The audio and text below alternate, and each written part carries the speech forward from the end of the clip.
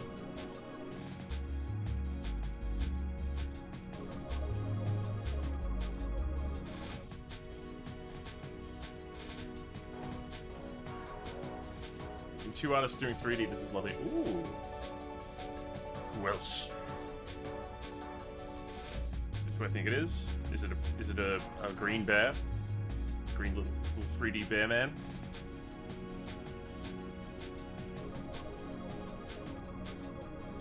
That would figure. Wait, there's a hidden face here. There's a blue bunny. Oh, cool. Someone I don't know.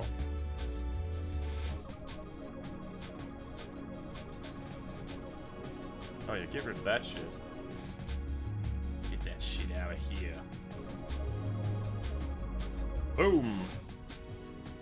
You can kind of see like how the new layout's gonna look a little bit from in here.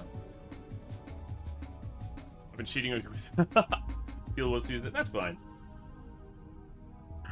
Hey, poly means not having to be jealous, unless you choose to be.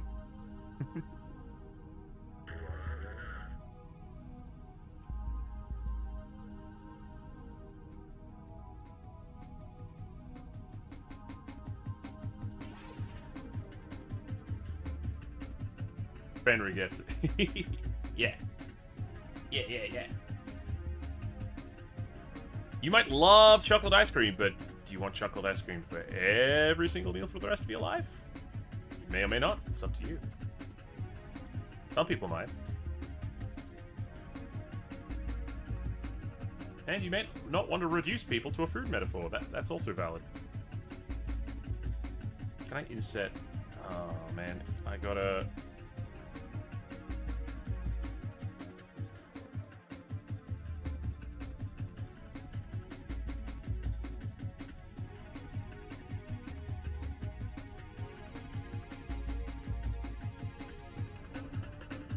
Oh, okay, you can outset the... Okay.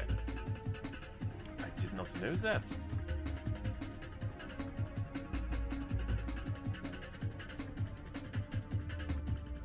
You can inset individual... Whoa. Am I making the same mistakes as I made before by trying to inset these faces? By trying to be, like, procedurally low-poly modeling one bit at a time. Instead of just like, yeah, just take a chunk out of it. Maybe I am. Maybe I've lost my place in this world.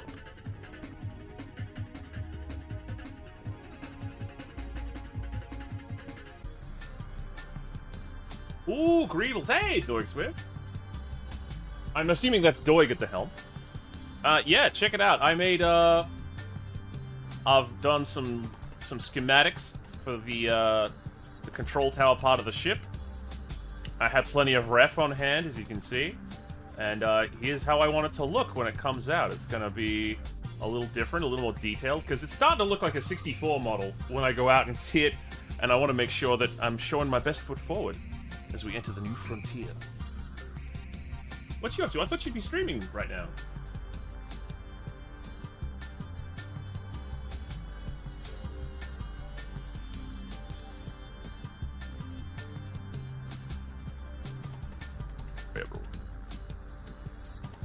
Yeah, I'm using a Hard Ops box cutter too, so. So we just haven't sort of postponed it till later. Looks great. Oh, thank you!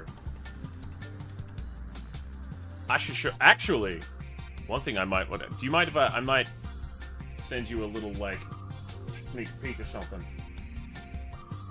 I'm experimenting with this. It looks like I might be able to use a different shader with it too.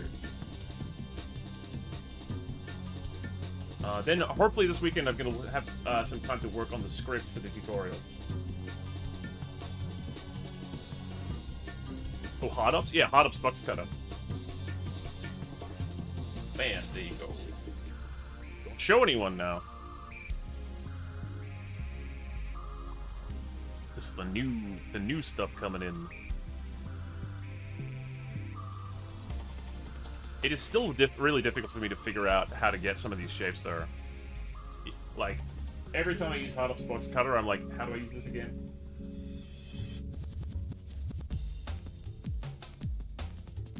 Get down, Pure Ref.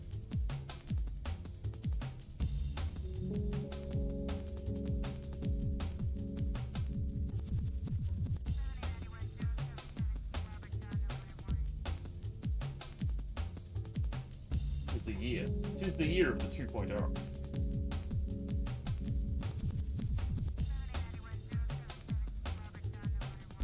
I wonder where they get these like little radio conversation samples from. Like, are they actual things? Did someone sit in and be like, yo, for this take, just sound like you're saying something important on a radio? Where do you source these things? Sometimes they have weird origins. There she goes. It's too big. Can't see what I'm doing. There we go. I even scanned some like old spaceship models and stuff. I went model building, dude. I went and got like some old actual kits to really like absorb the language, the visual language of Greebles. Oh, and I haven't shown you the plugin I've got actually. I got a Greebles plugin. It's pretty neat. I haven't shown anyone this yet, I think. Where is it? It's part of the Shipwright set. Shipwright? Oh, I'd have to create Shipwright, would I? Oh, well. Shape generator?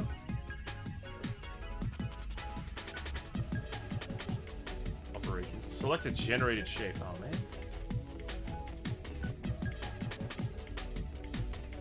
Yeah, I'd have to create a whole Shipwright thing, so I don't want to do that now, but the Greebling generator is pretty interesting.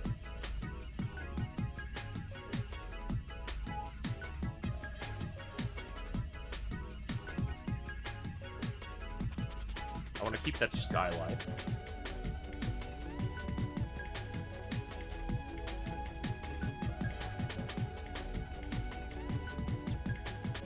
I need to bevel that, don't I?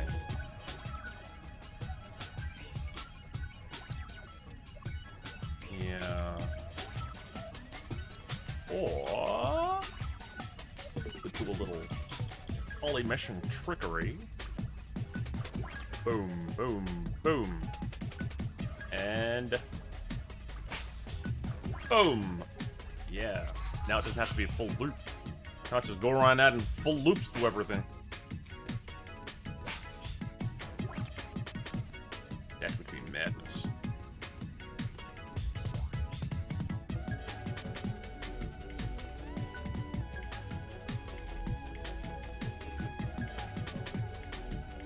Probably being too pedantic about this still. But yeah, this is my project for trying to teach myself a bit more about hard surface modeling. So I'm very weak in that area.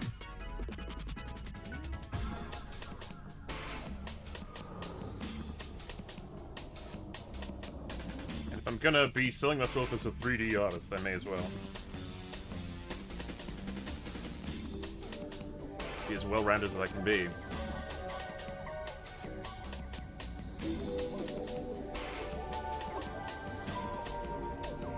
Oops.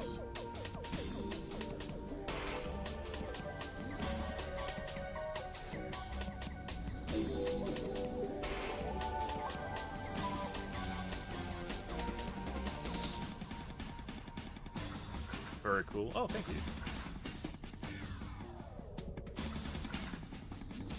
Yeah, I did respond to your message the other day when you were asking about. It's just been a slow month for commissions. That's all. It happens, and you get the the business anxieties. That kind of stuff is normal when you run a freelance or a gig like this. But you keep your head in the game, you breathe deep, and you go another round.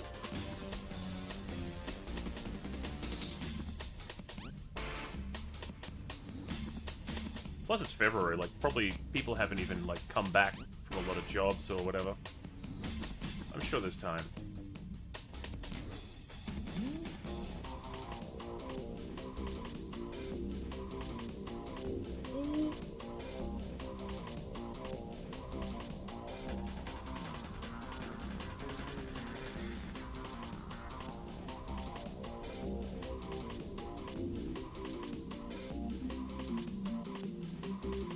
Since you shared secret thing, I shared secret thing.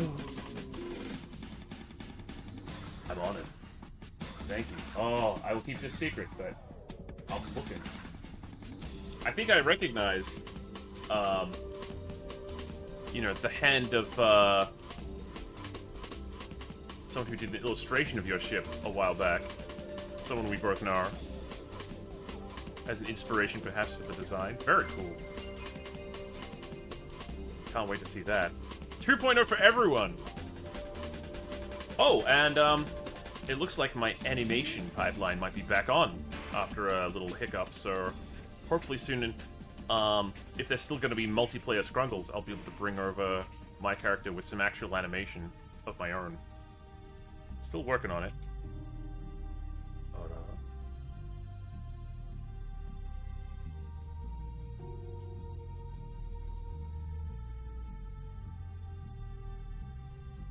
Yes, awesome, please. Yeah! Can't all just use Mixamo. Kill Joe, you mix them up. I'm trying to get a base stream back to fully functioning in short term. Yeah, it's looking great, actually. Oh, I part of the stream I thought I planned today was fiddling with Dexybot. You know, this guy over here, this boy, this dude. And he's got a bunch of functions. He is actually the object where all of my like Twitch interactions are. There they are. Yeah. But if you show it to Swifty at any point, she'll immediately tell you this is a gun beetle from Sonic Adventure. He's been working with like a borrowed mesh for a long time, so I need to make some time to actually make his design at some point soon. But I want him to move around. He aims at me. I made like a script to force him to aim at me, but now maybe I can use the Cinemachine directions. Oh, and another thing I need to think about is I noticed you don't seem to have this in play either, but I know the piece of code that Pilkey included with Twitchmata for retrieving display pictures, but I can't seem to figure out how to like call that function without the script going, I don't know what that does.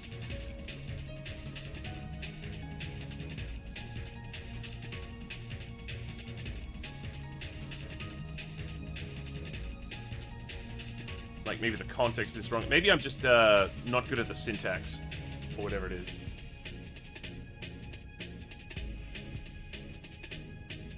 Yeah, there's some API stuff that Twitchmata kind of obfuscates. Yeah, that's why, like, I have what I think is the call to make to get the current Twitch number. Actually, while you're here, I can show off the prototype for my my Fenergy system. Where is it? Fenergy. Did I keep that in here? I got my Halloween stuff. I wish you could have seen the Halloween stuff when that was working. I was very proud of that. And I can help test. Yeah! Where did I put it? Freeze? No. Cannon. Did I take the prefab out? I want Pilkey gives me access to so I can break. Might need to. Because, like, there's new, like, if Twitch is doing that thing with the new scripts, they might be planning on deprecating some of the old stuff, so we might have to change our whole setups. Again!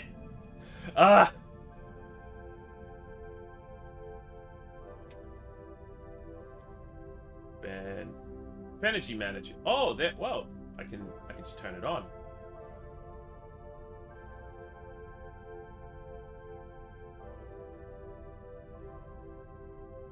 There we go. God, what was the key I was using to turn this on and off? I might have to actually get the scripts out.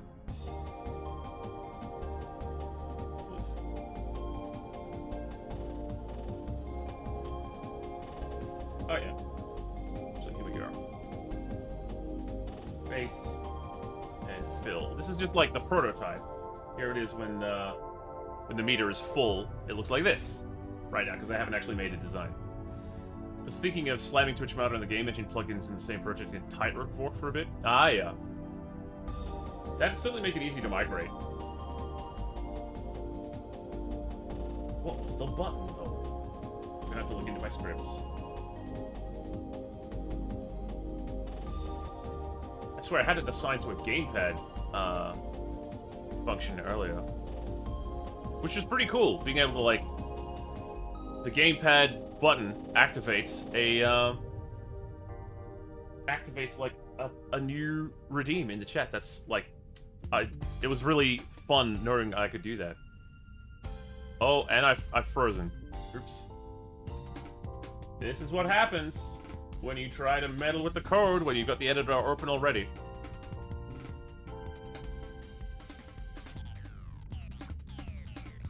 I swear I'm moving, but Unity is not. There we go. Chat message manager. I'm working on... What is it to enable it?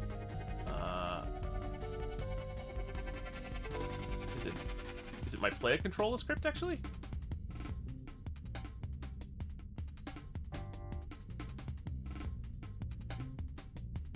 It might be.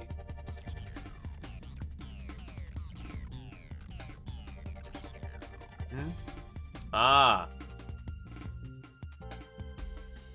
Yeah, actually it is. So I'm going to take this offline for a second.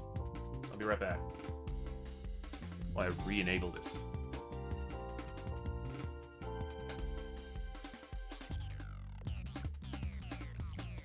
Come offline, please. Come on! We'll go over here and, yeah. There we go. Oh. Oh, the editor. It... Huh. The editor decided that it had enough. Oops. Oh! Yep, there it is. Let me get rid of that. I don't have time to report you right now. Here I am. Still, here I am. I persist. Despite everything, it is still me.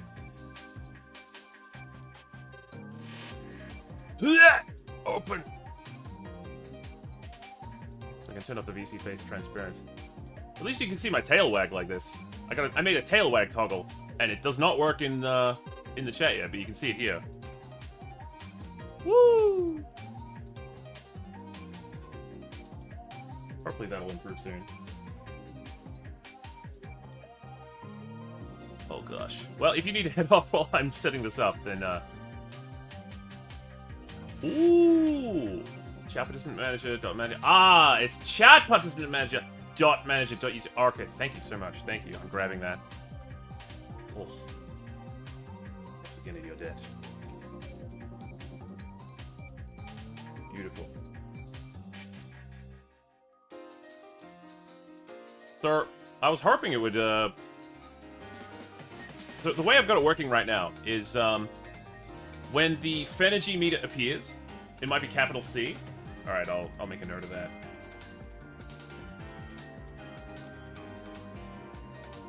I also want it for raids and stuff too, but that's all good. Oh, hey Satan, this damn video. Ooh, I'll have a look. So the way it works right now, ultimately the design I want to have is whenever this system appears, it's for like a QTE kind of thing, so like a success or fail, and it'll measure how many people redeemed the redeem versus how many people are in chat. Right now, it only, or how many people are watching, the total audience count. Right now, it only counts how many people are participating in chat, so it counts up as people enter the chat and talk after the thing is running. So I was hoping to take advantage of the fact that my stuff had been running for the whole stream, but it decided to crash. Oh, hey, Distracted Senpai. Small C was my instance. Okay. You want an instance of the chat participant manager? Yeah, okay. That makes sense, actually. I just learned about singletons recently. And that's how I started using some of my other stuff. While we're waiting, let's just... Any modeling, I guess? I feel like a weird hybrid, because I use PureRef, boards for programming notes as well. Because I like to have the information just scattered out in front of me, Tom Cruise style, instead of, you know, in long blocks of text. I need to laid out visually. That's how I've been able to overcome my fear of programming.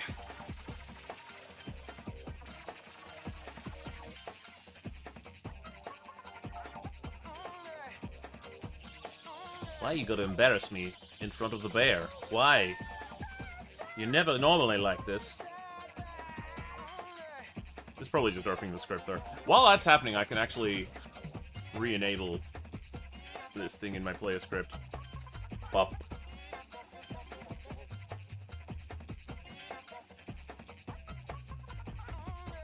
There we go.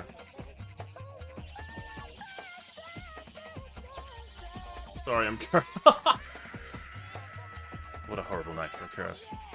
I'm gonna save that. I'm not very good at learning how to explain stuff, even in videos. You have mental fortitude to do this stuff. Oh, yeah, I'm sure Doid could let you know exactly, like, how much more difficult to make a tutorial it is than it would seem. But it's just about experience, just like anything. You gotta get those first crappy ones out there so you can improve later on.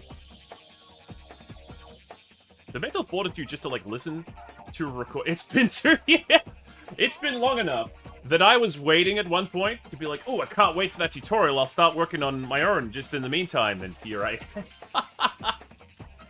I don't want to make you feel bad. I think it's funny, but it is tough. It is really tough. But you know, I got along. Just gotta start moving. What a wild ride it's been. All right, my overlay is back. My player controller is saved. I did not make... You did! And I got to see it, which was cool. Alright. Hopefully this should, yeah.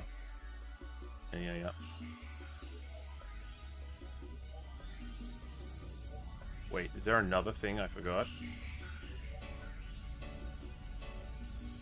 Is this a toggle, or...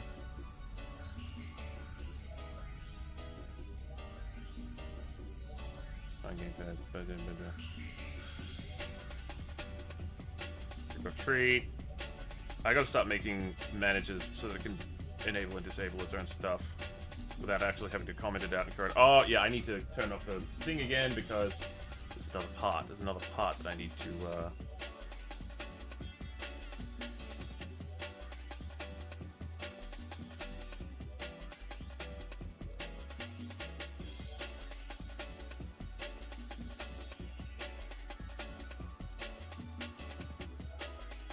There we go. Alright. So, one of them is on... teleport? And the other one is on... position reset? Huh. Okay. Basically, oh! CapCut will handle 3 hours of footage that well, but you know... rough area, you could export it to... Oh! Yeah, I've been thinking... I noticed that you were talking about the paid version of DaVinci. That's what I was looking at DaVinci for, but if I can use CapCut to do it without having to, like, buy really expensive software for one function... Hell yeah, dude. Thank you for bringing that to my attention. It's rough, subtitling stuff. Or finding someone to.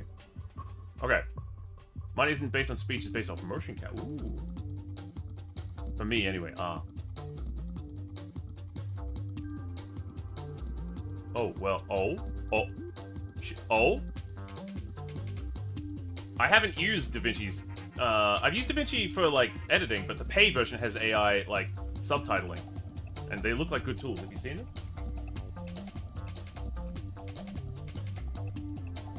Back to the ship. Here we go. Oh! Alright, so... if I get this right, if my calculations are correct, you're about to see some shit. Now, what were the controls? It's been like a month since I tested this. Set position. What's the binding? Show me the binding, please. Oh my god, it's so close to being visible. Ah, right. So select Aha! Okay. I wanted DaVinci for the auto reframing. Oh, okay. Well, it's got an AI powered speech to text translator. There we go. There we go. Because it's detected 3 people in chat, I think it's 3. Now that Pisces has cheered 1 Fenergy, then it's up to 33%. Fenergy! Yeah! And there should be a meter. I turned the meter on before, but it's gone off again. I can turn it back off. Oh! Off. And now it's gone. It's gone. 66 points. One more time. Hang on. I want to turn the meter for it back on. Toggles. Red monitors. Freeze. Boop, boop, boop, boop. So hopefully when I get that working... Oh! Oh yeah, and the fire the cannon option is more expensive when there isn't a raid than it is when there is a raid. It's 10 Fen Yen when there's a raid.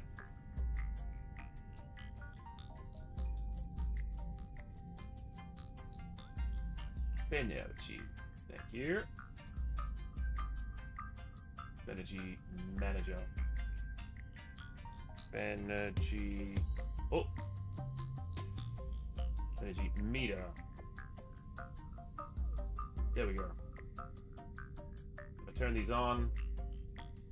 Bam, bam, bam. I want it to be like that bit in Dragon Ball Budokai where you have to fill the meter. There we go. Give it a shot now. And then when it hits 100%, because people can redeem more than once, it'll be like overpowered or something. Yeah! There you go. 50%. We have 50% power. 75. 125%! What? So it's just kind of waiting for me to figure out that one API call to get the total like viewer count, so that we can do this accurately instead of having to count chat people one at a time. And then I hope to use it to power like some kind of interactive cutscene. That would be sweet. Very cool. Thank you.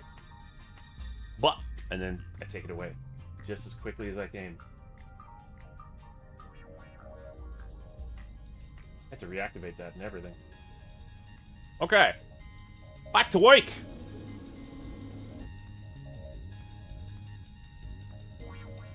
I need to make some graphics for it too, because like at the moment it's just one stretched out like square. It's gotta be cool. And when it gets to 100 and above, it's gonna start shaking and like sparking with like lightning effects or something. Something like that. Yeah, I definitely think this is not great topology. I'm not sure. Why don't you tell me? Wait, is this still... This is still the Ape Escape soundtrack, right? Oh, no, it's not. It's swapped. It's swapped over. I need to change that. Because sometimes those samples, they get real, like, copyright strikey.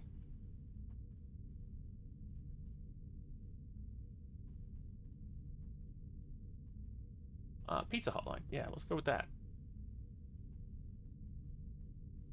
Low poly bricks.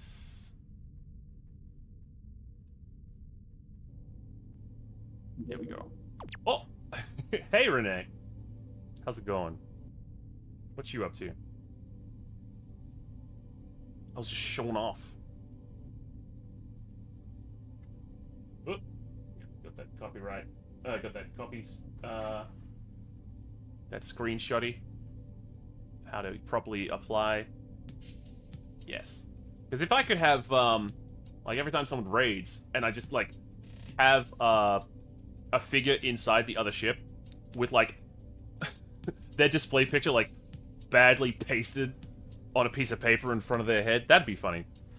Bug status update, they said they're on their way. I should hope so. I should hope so. May they find you soon.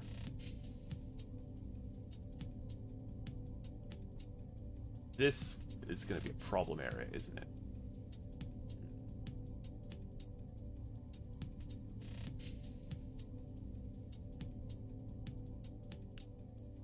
don't do triangles. It goes over here as well. On the back. Yeah, doing this side.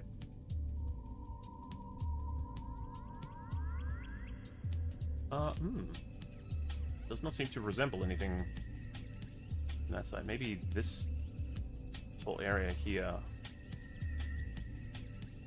is superfluous. I think it might be, yeah.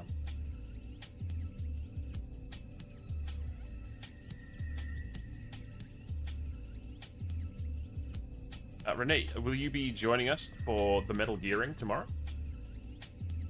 For our special Metal Gear and Friends? That'll be happening at about this time tomorrow for any of you guys watching at home who want to hang out with us while we play some Metal Gear, have some goofs, find all the weird shit Kojima puts in his games, and I love that. That's why we like them. Don't have Lady B and Schnoo along as usual, I bet.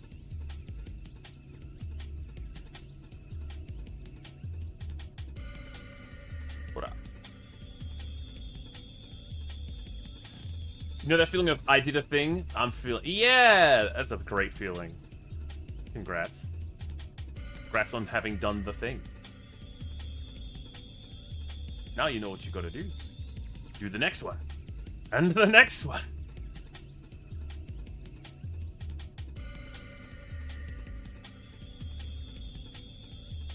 Huh. Yeah, I think I screwed up a little here, but I can fix it, I think. Whoa! What's the goal? You have no idea. Don't I? I think I have some, but yeah. Probably not nearly as much of an idea as I might think I have. Wait. Did I even... Oh. Oh no.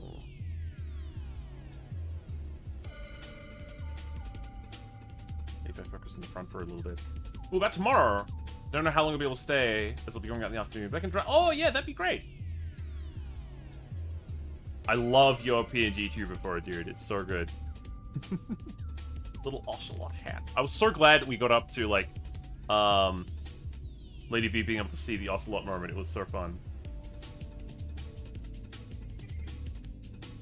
Like, he is the specialist boy in the world in that game. Precious. Artie did a great job. Yeah. Had a feeling it was Artie.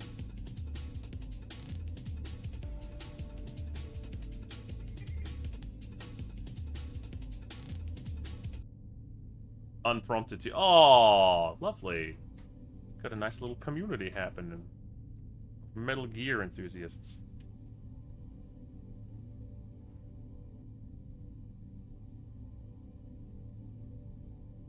Let me see. How am I supposed to... Metal Gear in 24 hours. Yeah, Snoo! Hello! Metal Gear with the gang. Metal Gear.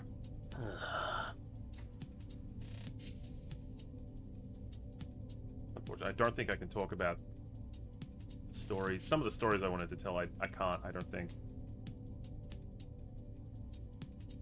But that's okay.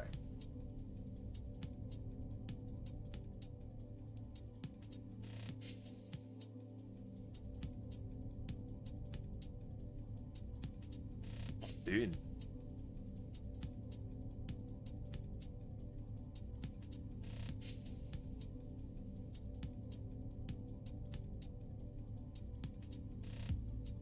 You ever, like, make a model, and then look at it and go, wait, this is probably the wrong way to do this. I'm feeling that. Here I am trying to make the whole thing out of one piece. I don't need to do that. I'm supposed to be using, like, like all the, like, hard ops and box cutter to make this easier on myself. What am I doing?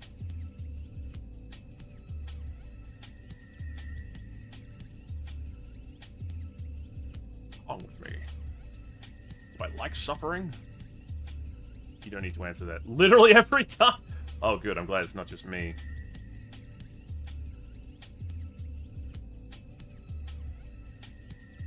Oh, and Bevel sure likes to make Engons, doesn't it?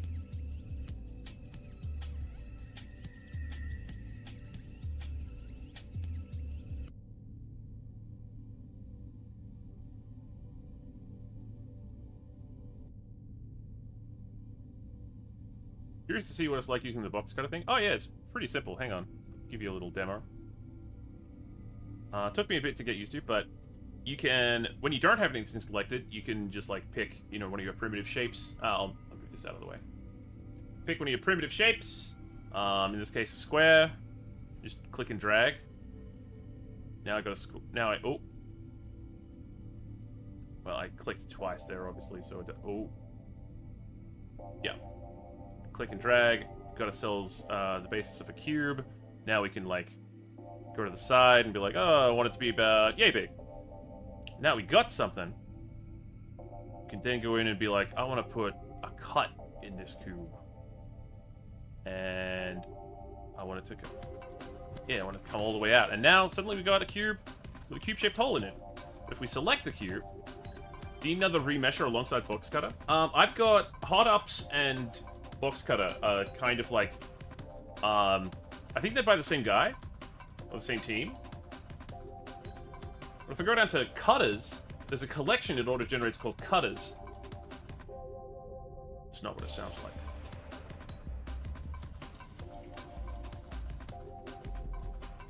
Is there another one?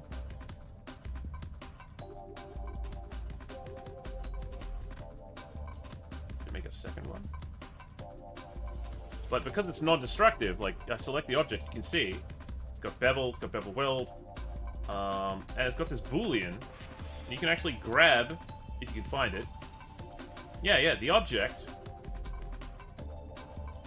And you can actually move it around if you want. You can change the shape of it after it's cut, or even just not have it be cut at all. And then when you're done, you can just apply all the modifiers at the end. You'll have your non-destructive stuff. You couldn't resist? Let me check. Let's go. Yeah! Oh. This is looking good. Just looking good. Pisces has been working so hard on getting this art style down, and I think you're ready, yeah. I think you're ready to move on to line art. Are you going to do the line art for other frames? Or is it all just going to be one expression sheet? You might want to figure that out. Or, like, you know, you probably have it figured out. Oh, heck. Yeah. Then for, that's box cutter. And hard ops has all of these drop-down options so you can bevel as, like, a matter of, yeah, just apply to, ooh, probably didn't want to do that on something that's got an inside face. It's got AccuShape, which allows for, like, you can just start dragging the height around, or the width, or the depth. It's got its own controls, though, so you will have to get used to that. So, like, you can see the highlighted face is the one that I can grab. And then you hit enter, and boom, it's done. But that's still, that's not a an actual mesh deform. It's a lattice deform. It's still non-destructive. You can still, it's still just dealing with one simple cube. Squid to kid art, yeah. It's gonna be using it as my PNG for my Splatoon 1 playthrough. Nice. That's why you're getting your Wii U stuff out. Nice. They don't have rooms open for that anymore, do they? You just do the like single play mode. So yeah, box cutter and hard ops, pretty decent. Interesting. Not quite the final one, but it's good. Alright. Cool.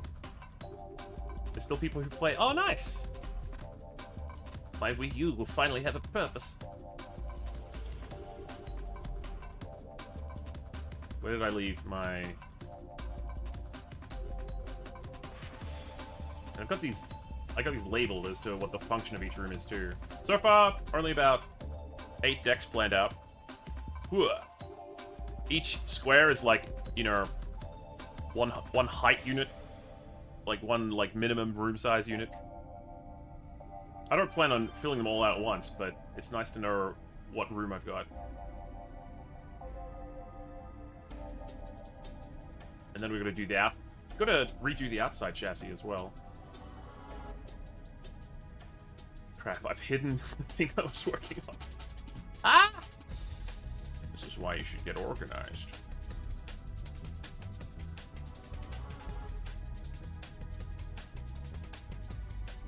The box. The box.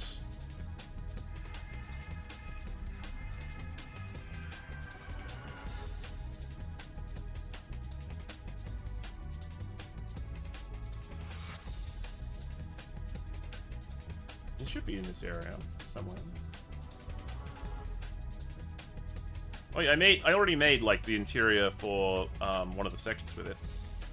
So you can see like this interior last time I was working in it took me like 10 minutes to put together. And I just like to get the interior of it to function as an interior, I literally just copied the shape and then cut the shape out of itself. And it's like, wow, it's not something I'm going to use this round for a final layout, but man, it's really like fast at blocking stuff out and like seeing how it would work. Is it paid? I think it's paid, yeah. Let me yeah, I'm pretty sure I had to buy it. But if it saves you time, like, you know what it's like trying to find like squeeze an extra moment out of every... Oh, I looked at that. Ah, there it is. Squeeze all the extra time you can, because, like, that's where the money goes.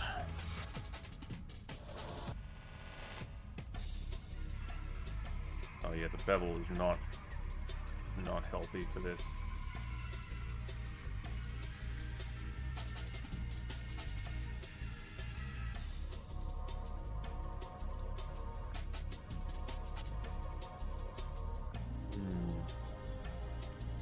Rebel.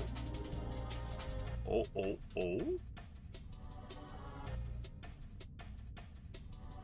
Huh. What?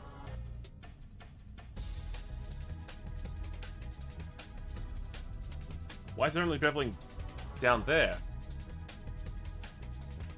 As you can see, I'm still getting the hang of it.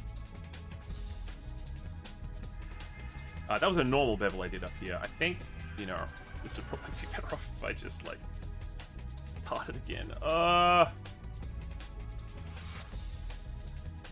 did some drawing today, so at least that bit's kind of taken care of for the time being. It's just kind of difficult. It's tricky to know, like, some of these shapes are just like, what do I start with for this? Probably a box, you moron. Hey, there's no need to talk to yourself like that. Come on.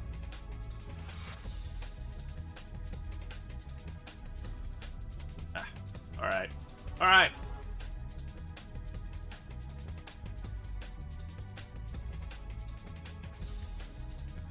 I'm pretty happy with how these panels look. These are going to look nice.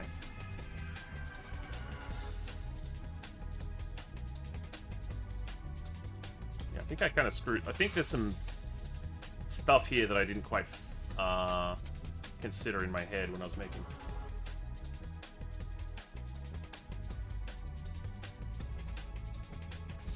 Salvage it. Let's see how fast I can do it now that I've actually like gone over box cutter itself. I'm gonna get the box cutter mode out. And box cutter.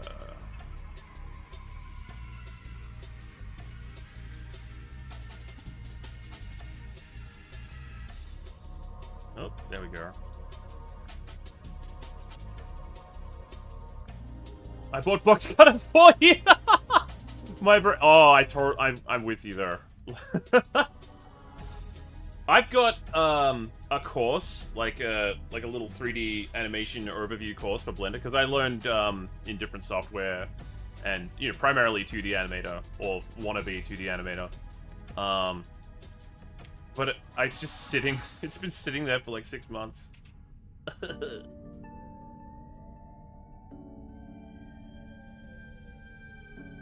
We're not supposed to deal with this level of information. Like, I find in myself, I'm very good at grabbing the information when it's in front of me, passing it, putting it to use. But if I have to hold on to something over time, I better be reminded of it daily, because I am going to put that shit down. I will not be able to do that to save my life.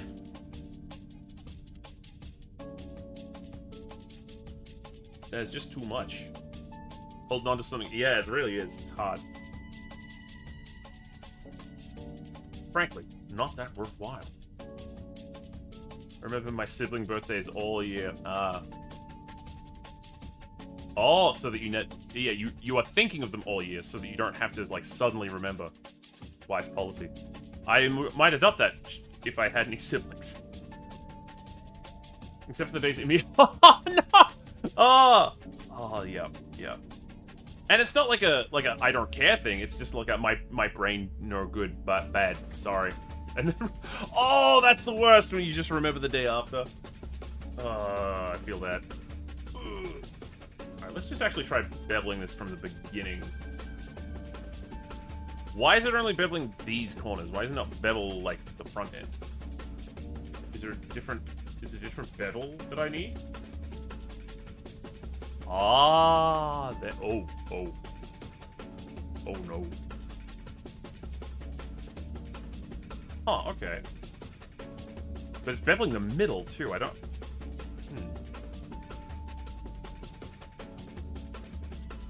Or me and my sister. Oh, that's sad. Oh no. Poor Papa.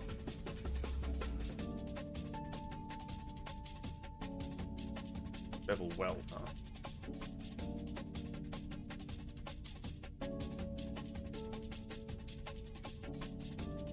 We felt so bad. Oh.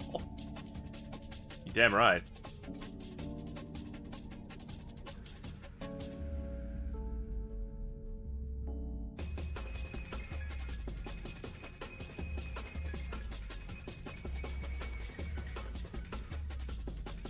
What I put in? Actually, right here. Oh, it's broken.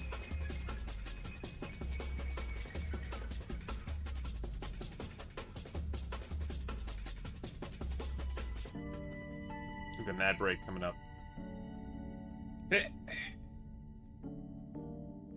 Just in case. Watch out for that alarm. That means ads are on the way.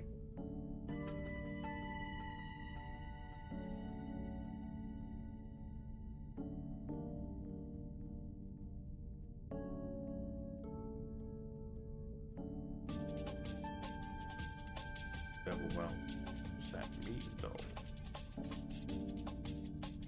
Quad bevel well. So if I don't know what that means. Oh, I see. So the way it's doing this is it's got a bevel for forward, like this stuff, which is tied to the vertex group for the top and bottom. And then the other one has a vertex group for the other sides that you'd want beveled. Oh, that's doubling up.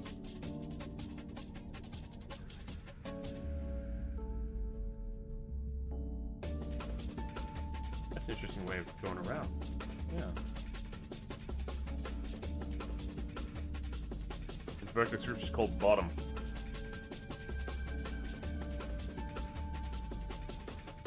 If I change the weld value, does that... Oh!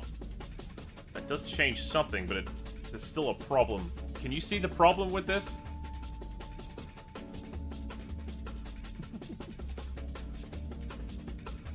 Yeah, there's the ad break. Just might require a blend of psychology and extreme violence.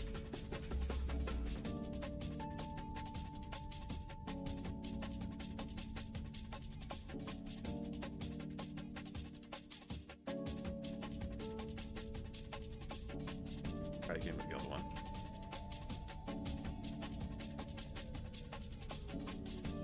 What about windows? Let's try to put the windows in. Oh, wait, I can't really do the windows until the interior is ready, right? I'm all mixed up now. This should have been simple. This should have been easy. That's why I designed it that way.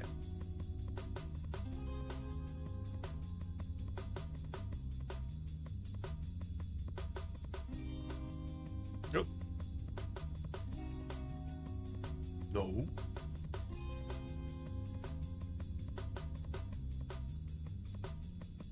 Yeah, I even designed some of these to match up, so like this cut here would be this cut as well.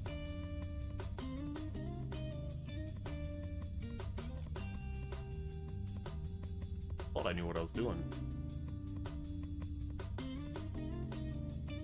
I took things too lightly, and now I am paying the price.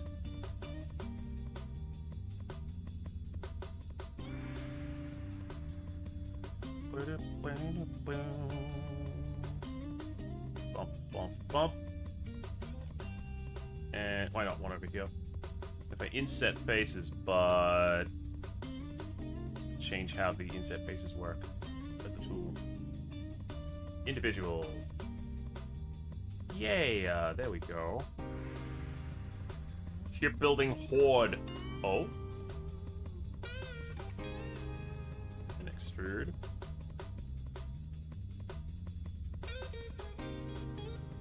Yeah, that's kind of what I was after, I guess.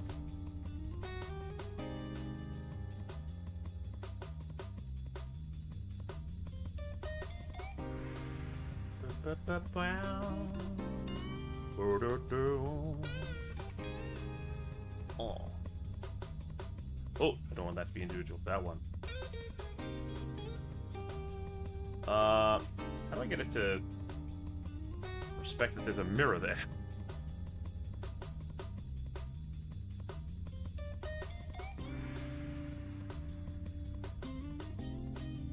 Alright, we're coming out of the ad break.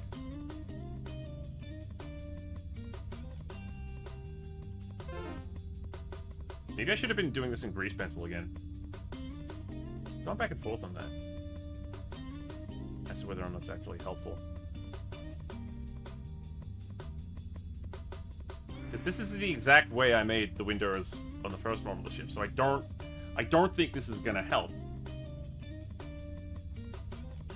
I am confused about my place in the world. And there's several parts of this that are non-Euclidean. Like, this is supposed to be the outer rim, and then it goes in and becomes the inside rim for a bit. No, that's messed up. What was I thinking?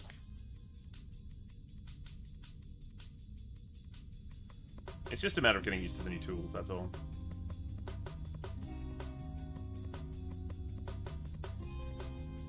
I'll just make the main shape, and I'm not going to try and, like, extrude out this bit or this bit. It's just going to be the bit with the windows.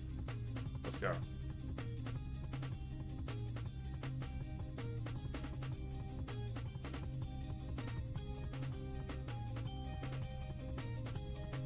I just think grease pencil could work nicely here. I guess it depends on how much it speeds up. I tried it last time.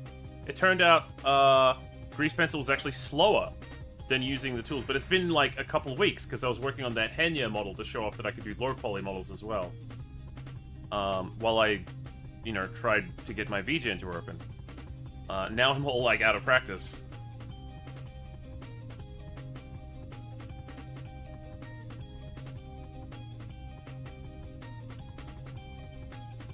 Alright, let's just make sure that it's, yeah, on the X coordinate. Cool. Yo, Motive! What's up? You still hanging around?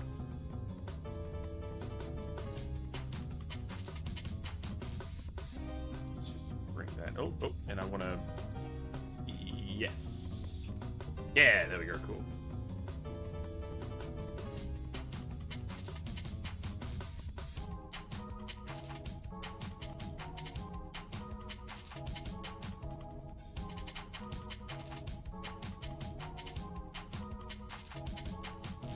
Ranging my looking for my Apple Pencil. I think mine's broken.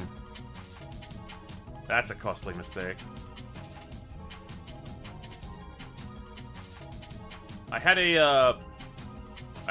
Someone asked me to do a mural for them. Then it turns out they're only willing to pay in barter, not in cash. I think. But I took my Apple Pencil over there. Then when I got it back out, I was like, oh no, the nib is bent. It still worked. Then I unscrewed the cap to, like, have a look. Saw everything looked okay, but then it stopped working. That'll be $200. eBay for replacements? Okay. For other people's broken stuff, I guess.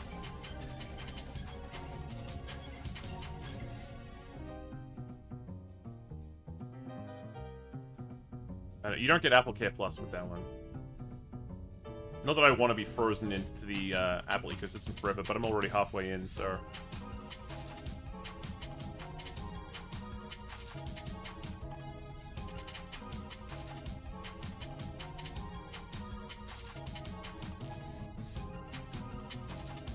Ooh.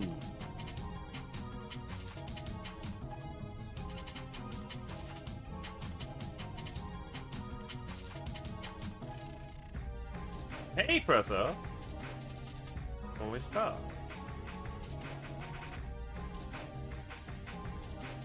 That's a lot of subjects, actually.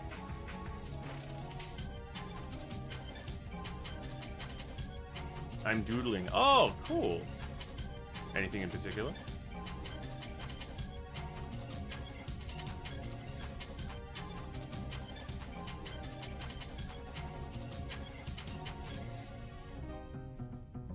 Bam.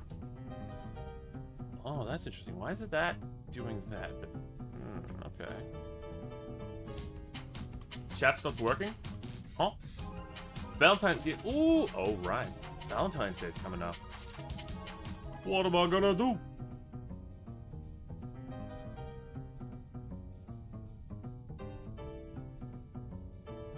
10 points if you remember what we did last time.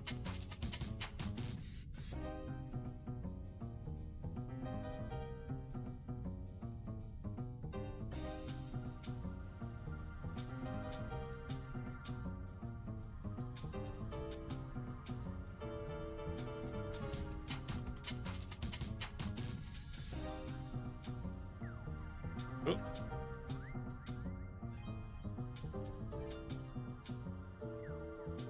The gang's all here.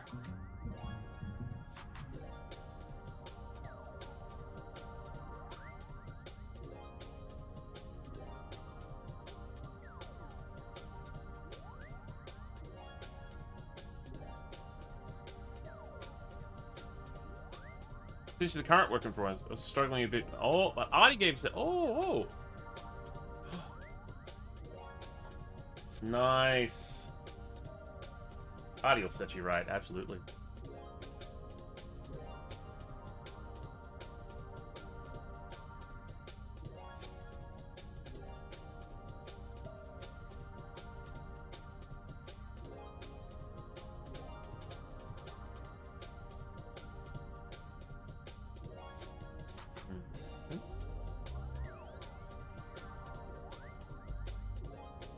Hot ups. Upper. Oh, okay. I curve this in a non-destructive way. Let's have a look. Oh, what? What? Oh. What is? Oh gosh. What does that even mean?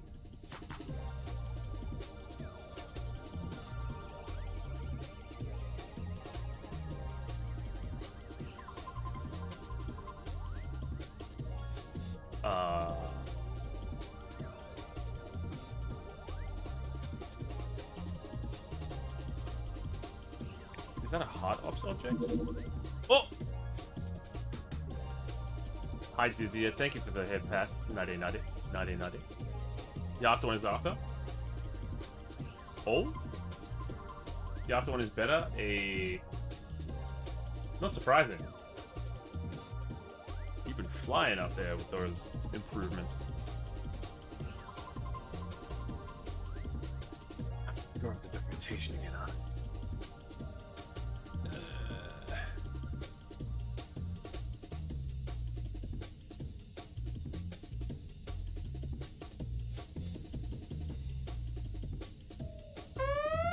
Whoa! It's tea time! Yo, tea time, what's up? Ah! How's it going? Open fire, scallywags! Brain go brrr. It's one of those days. It is absolutely one of those days. Hello! What were you working on? Are you back on your... Oh, did your game come out? Soon, maybe. How's my stream going? I'm good, yeah. We did, earlier this week, we did a low poly model of Henya the Genius. Today, we worked on these refit designs for my ship, and now I am struggling to model them. The designs look pretty nice though, right? We've got all the nice little, like, hand-drawn greebling and all the bits and pieces here and there. My mailman... Oh, it came out last month! You want to drop a link? You want to show us what you made? Make us proud. I'm sure you've made many people proud already. Drop the link! Yeah. I want to see. January's going to be a rough month for a release too, so let's give you some accolades. Let's give you some attenciones.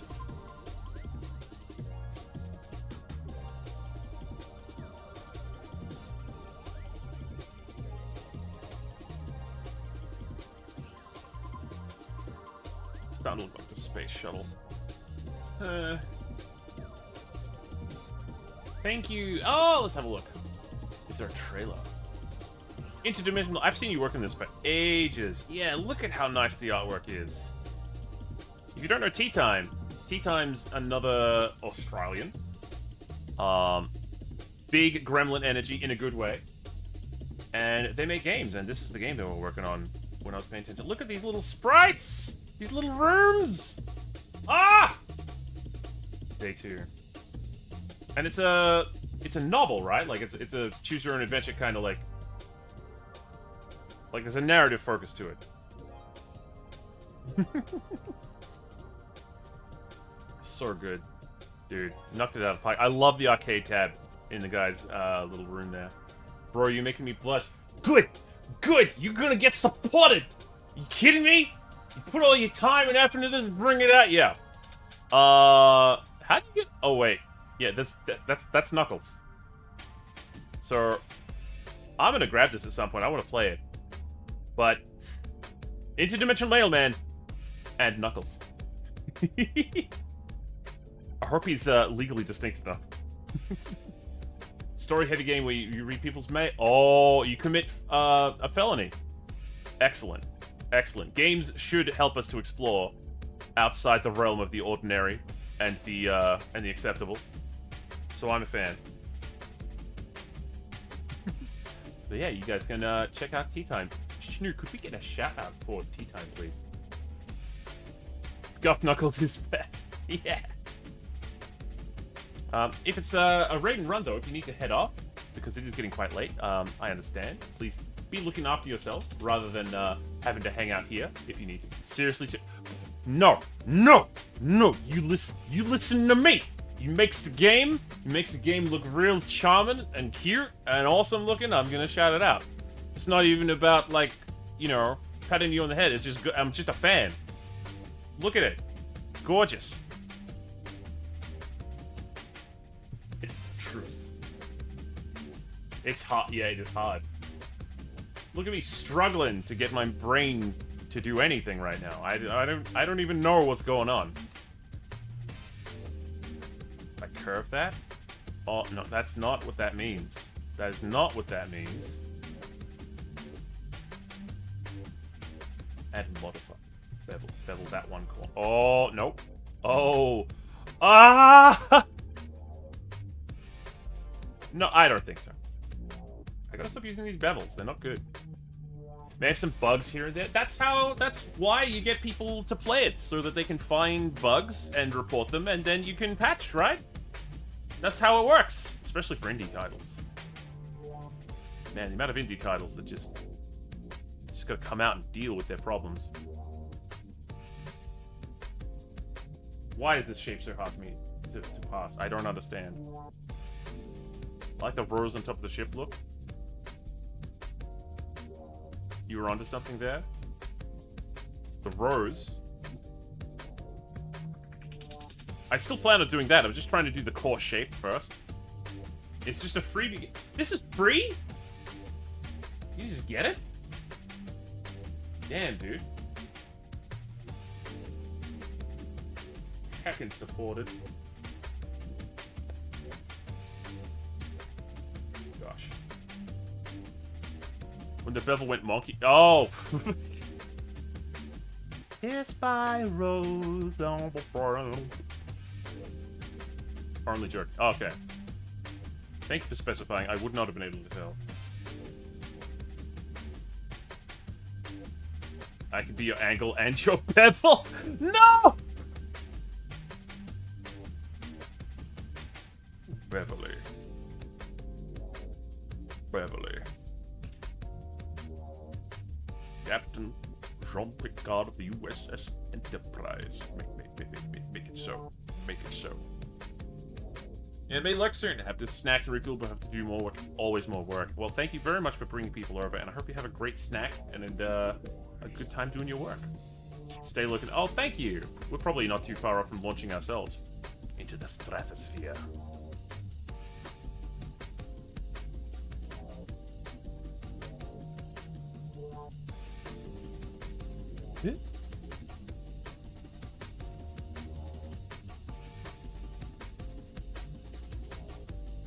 Blech. If I wanted to make it like an alien monster, maybe. Why does it really affect the front part of the... Is that...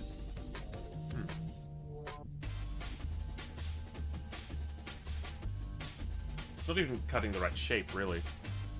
Unbelievable. Huh? What is? You're unbelievable. I need to do a top down. I need to do a top down of these, or it's not gonna work. Right. Okay. Schnoo Squatch. Yes, yes. There has been. So we were talking about going squatching. People who go squatching, and your name came up as the Schnoo Squatch.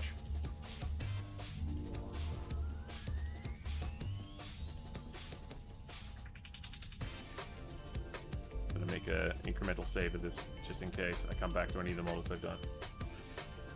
Oh boy. Yeah, you can take full credit for that one, Pisces. I don't mind.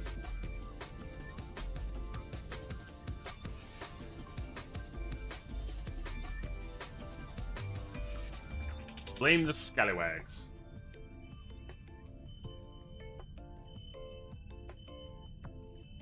Could blame the scallywags.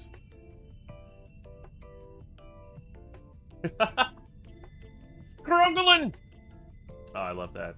I gotta use more of my 3D assets to start making emotes like that. It's a good idea.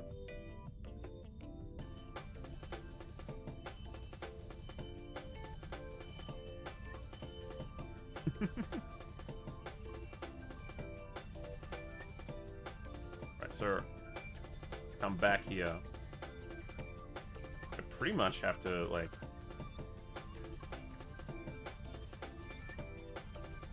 take a snapshot and get these to match up. Back to the lab again.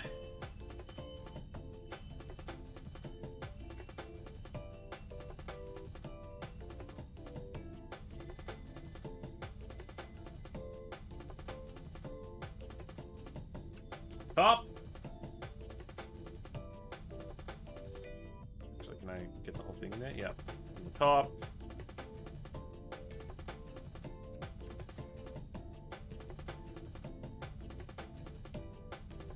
The side.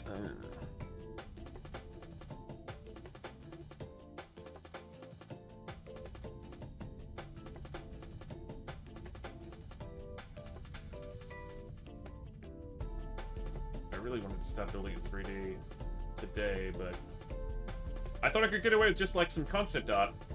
I flew in the face of conventional wisdom, and I'm paying for it.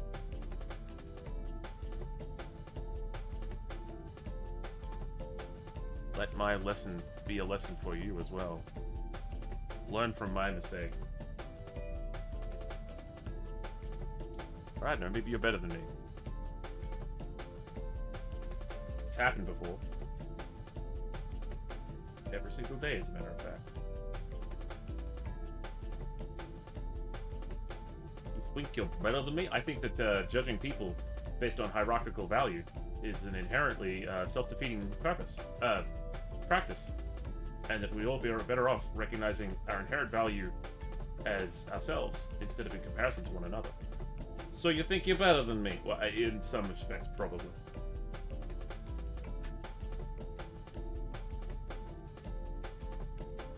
Well, I do now.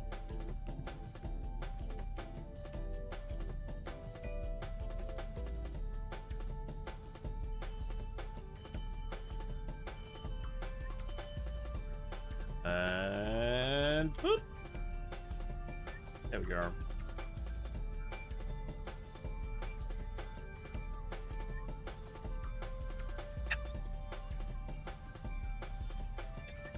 Are you in a Discord call?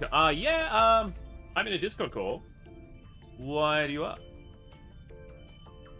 Oh, no. No, I'm not talking to someone in particular. I'm just I'm doing improv.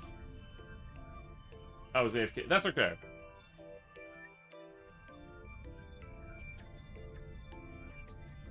That's what I do to pass the time sometimes, is I make up little scenarios. I make up little silly premises. It's from my time in the theater, don't you know? Oh, ha, ha, ha. Improv is cool. Thank you. I went to drama school. That's probably what accounts for my successful career.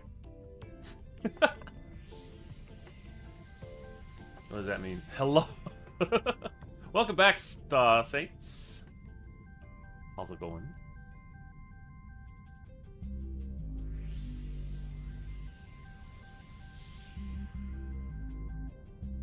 Gonna use these to fill these out now. Ugh.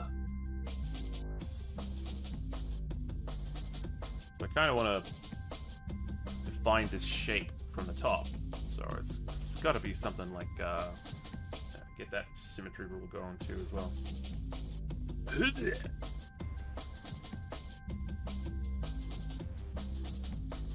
You good? I'm glad to hear it. Oh. Just Doy coming in thinking, is Fen talking to himself? Is he alright?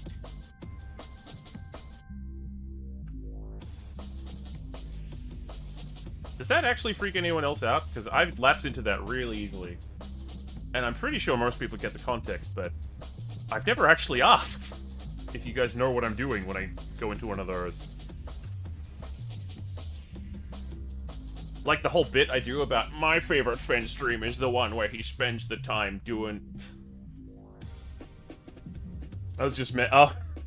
Okay. Now we know. I actually am in Fen's party people. Sometimes I, like, just in case people want to pop on by, I sit in the channel.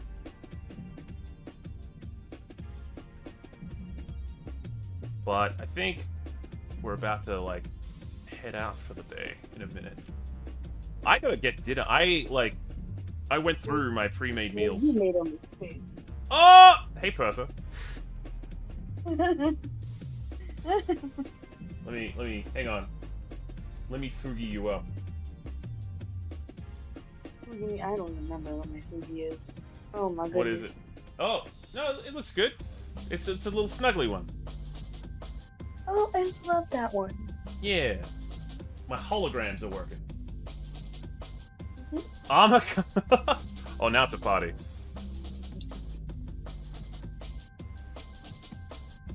Yeah. Oh. Welcome in. Oh my god. Oh my god. Let me just make sure you guys are audible. There we go. Yeah. You like it, Fender? Oh, it's a jackalope, right?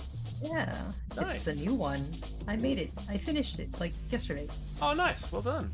Yeah, thank you. Bye. Oh boy. I guess this is my debut of this one. Congrats. No one has seen this one before. I'm just kidding. Oh, okay. Technically, a couple of people have seen it, but not like But working. not publicly. Yeah, not publicly. Don't worry about the mini eyes. They're just there. Oh, I've learned Don't not worry to about question that about you. The many eyes? Don't worry Yeah. about it. It's just, yeah, just don't worry about it. Oh, actually, I do have a small story about this. Oh, yeah? So I was showing it as a whip, and I showed it to one of my discords, and apparently a 4-year-old has seen it, and because orange is their favorite color, they have dubbed me Sir Many Eyes, and have said that I am cute. Oh, There's no that's higher honor. Yes. So many eyes. Yes. Excellent. Yeah. You can make that your official title. Or Yes. just add it to your list of titles. Correct. No idea that trying to design this way would mess me up so much. But I'm starting to understand why architects have to go and do a good degree. Oh, yeah. Turns out the art of feng shui on the inside of the building is very important. Yeah, especially when the building's not built yet.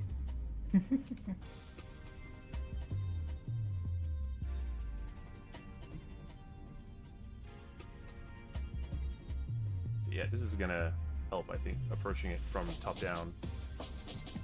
Give me a sense of what the goal even is at the end.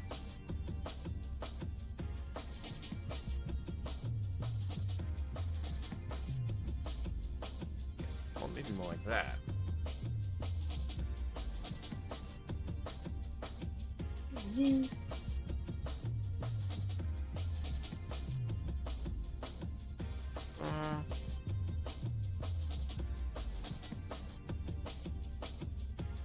So you guys just chilling? You just figured you'd pop by and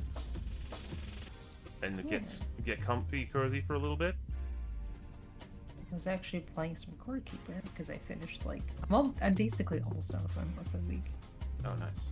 So I was like, you know what? I need to give myself a little break. Yeah. And now I'm doing that. And I found a new biome in this game that I've been playing that I've never seen before, and it's so freaking pretty. So I'm just like neuron activated. Oh. Oh, sorry. Huh? You right, Tressa? I'm alright. I think I almost accidentally interrupted. I'm sorry. Okay.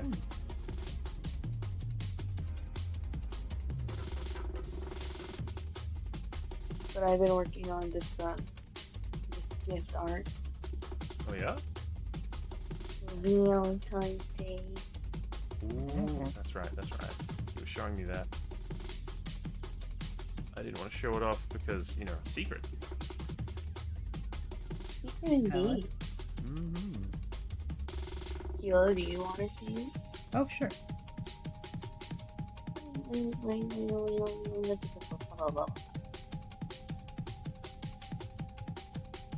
Yeah, I seem to have accidentally made a design that has, like, too many dimensions on one side and not enough on the other. Oh, there's a Good job. Yeah. That's engineering, baby.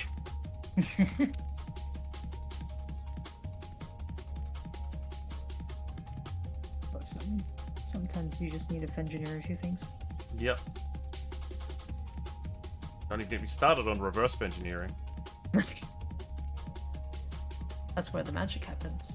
Oh, that's really cute. Good one, person. Thank you. I'm making it to fit like the size of my phone screen to make it my wallpaper. Aww. Oh, Satan spotted you. Oh, hey, Satan. That is me, right on screen.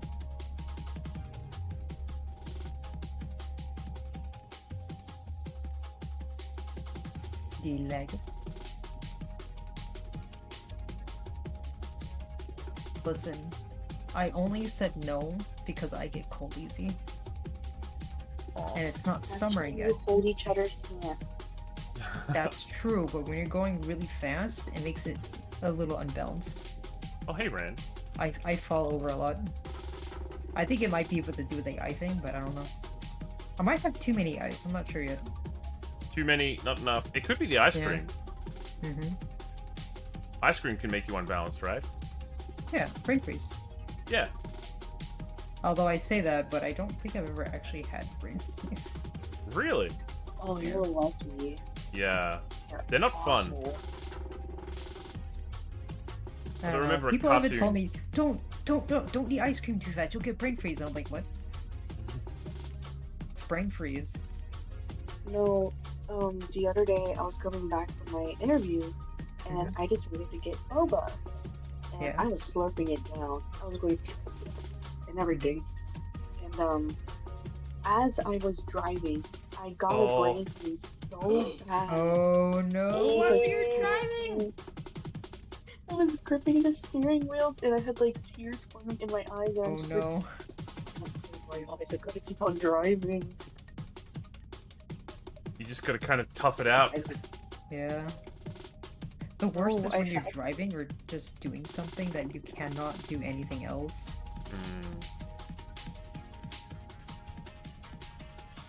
It was awful. I remember a cartoon about one guy who actually really, like, this isn't the central theme, but there was a character who just, he really liked getting brain freezes for some reason. It freaked me out. Oh. Henry, let's call it being a freak. Oh, right, yeah.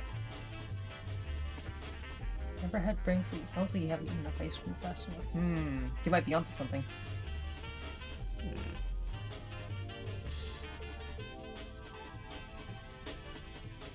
It feels like I'm designing, well, like a toy.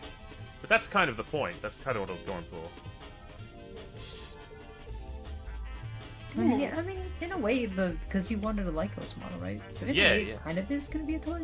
Yeah, it kind of is. Toyetic, they call it. Yeah. If you're about to say Toyota, like, but no, we don't have a sponsorship for that. Not yet. Not yet. Oh, man. I keep seeing, like, Shoto got their Nendoroid released, and I'm like, ah, that looks so good. It should have been me. It should have been No, me. no, he's worked real hard, but, like, me too, please. One day. Android release win.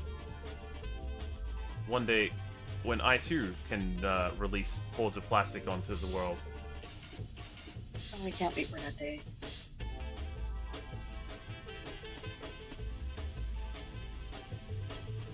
What you working on?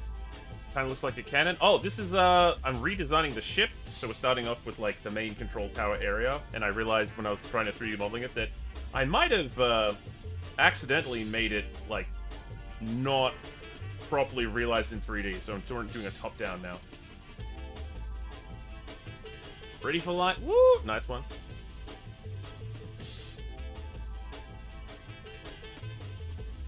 Hope I'm getting this round. Supposed to begin in whips? Alright, I'll check it out soon. It's been an interesting process, though, like, going over all of the different, like, common shapes and trying to, like, find a unifying version of them to use as part of this environment being put together.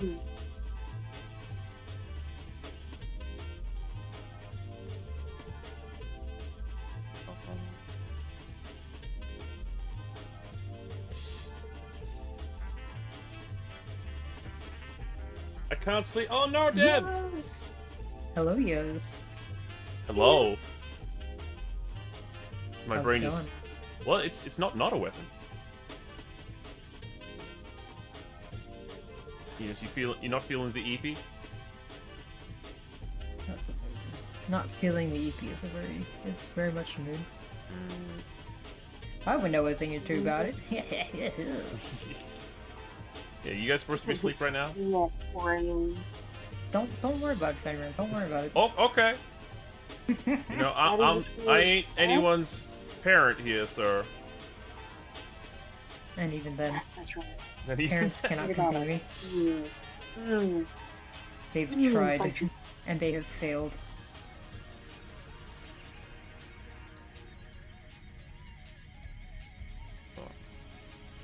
Io say, if you can't sleep, did you want to pop in and say hi before we go? Eos.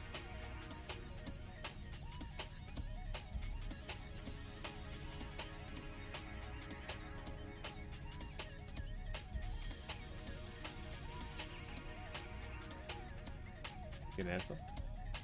I'd love that. I'll hop on in a bit. Okay. I should probably then, grab, like, my iPad or something and order some food so that I don't, like, get to the end of the day and realize, I can't eat because everything's shut. Yeah, that might be an idea. Yeah, I'm gonna step away from the desk for a little. Can you guys keep the Scallywags company? Yeah, of course. Thank you, lieutenants. Oop. Does DoorDash deliver in space? Actually, I have an answer for that. They do, but it's not under the title DoorDash. It's called Space Dash. Or something. I think it was Galaxy Dash. Ooh, that might have been it.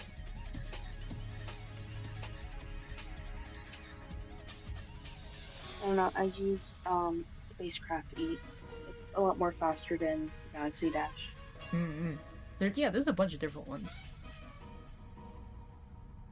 But I think the way most people choose it is like not every like space dasher has like the right coordinates, and some of them don't want to deliver in certain places because, you know, supermassive black holes happen sometimes, and they're like, you know what, let's just not go through that area, which is, you know what, pretty fair.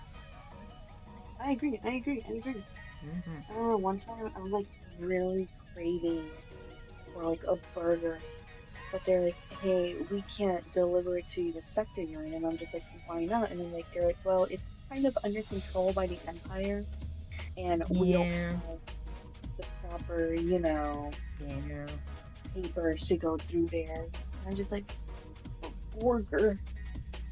Hopefully burger. Yeah, no, sorry. Yeah, and then sometimes you have to like keep up with like whatever galactic thing is going on. And then like you're like, but this was fine this week, how come it's not like this not this week? And then you find out such and such has happened. You're like, well, sucks to be me, I guess. You know what's always the worst thing ever? Whenever you order for a place and they're like, oh, sorry, the planet got destroyed.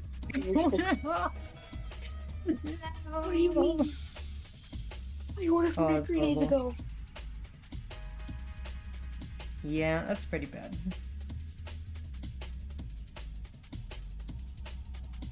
Yeah, I remember the Galaxy Burger. That shit was remembering. Oh my god, the Galaxy Burger. I remember seeing like videos of like people and, you know, space beings. We don't say aliens because that's rude. Right. Space beings, you know, fighting one another to get the Galaxy Burger, and it wasn't even that good. Oh, was it like the fuck, what's that branch called? What's that place called? I've already forgotten what it's called. Five Guys? No, it was like a Five Guys situation? Four Guys. Oh my god, but do you remember when Fen, like, punched someone to get that Galaxy Burger? Oh yeah, that was a while back, wasn't it? Yeah, dude, that's when, like, we first met him, and he was, like, trying to show off how, like, you know, cool he was. He proved that wrong immediately when he got punched. My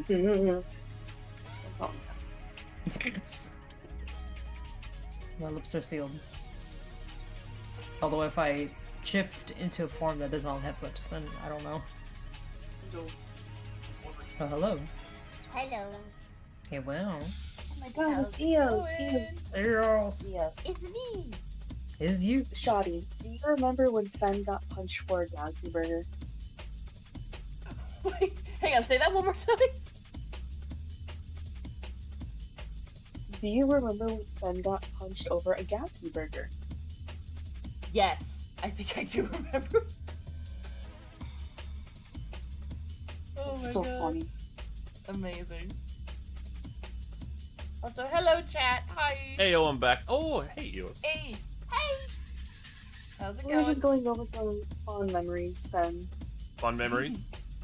I'm not gonna look back at the VOD later and be like, they were talking shit. No, mostly about Galaxy Would Dash and all the never. other space delivery services. Oh yeah. You got your space Ah, dash. Galactic Grub, that's what it was. Galactic Grub? Yeah. Yeah. There's like so many names then.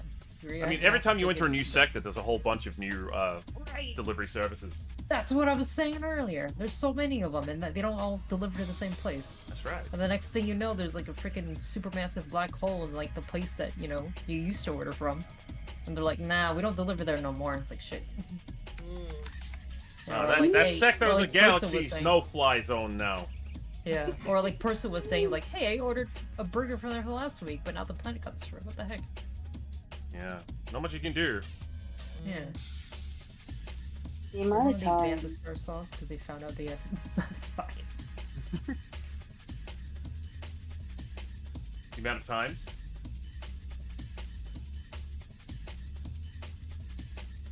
I forgot. You forgot. Okay. Like my day, we went outside our gravity chambers and drank water of the water pipe. Extremely illegal. Oh my gosh. No, that's way back. Way back. The long ago. Mm-hmm. Back in the Long day. time ago. Back in my day, we drank from water out of a water pipe. And we liked it! And we were grateful for it! Until they stopped us from doing it because they said there was like some sort of weird virus in it. Gosh. Back in the day, when we encountered xenomorphs, we killed them! Nowadays, kids are like, them nowadays. Nowadays, kids are trying to flirt with the aliens, and I don't like it. Listen, the Unnatural. aliens need love too. They do. Like, We don't call them as an aliens alien anymore. myself, I very much agree to Look, this. it's not politically Whoa, correct whoa, to call them the whoa. predator anymore. You Yeah. have to address them by their species name, the Yapcha. Yep. Whoa, it's not aliens anymore, y'all. It's space aliens. Right. Mm-hmm. They're an endangered species. I do like that Found they're it. talking about Found doing it. another film, and the person who's working on that version of the film is saying, we're ignoring all the stuff about them being a genetic experiment. They're just going to be an apex predator from a different planet. Please, thank you. Not everything has to be because of humans. That's the point. I really do love that, like, in every single sci-fi movie or setting, it's just like, oh yeah, Earth is fucked up, humans are stupid. I'm like, I want another planet, another society where some other alien race is just fucked up, just as bad as we have. You want Star Trek. I do want Star Trek. I Yes. love Star Trek. Mm-hmm. Star Trek is great for exactly that reason and more. And that one episode of The Orville with the social media planet. Oh, yeah. Oh, yeah. I love that one. Yeah. The Orville's got some good stuff. I think so. And there's some people saying, Orville's the new Star... I think I like Birth. Birth, please. Yes. It's like people were like, you have to choose between dogs and cats, and I'm like, both. No, I will not choose. He's I like, will "You allow don't-" Making you pick? Exactly. It's like, how can you choose What? between two fluffy babies? Why not have both fluffy babies? You have Right. the option. Look, this one is my wrestling buddy, whom I take on walks to the park and throw the ball. Yes. Aw. And then I've got my other one who is for cuddling and for, like, quiet times. And sometimes playing with string. Yes.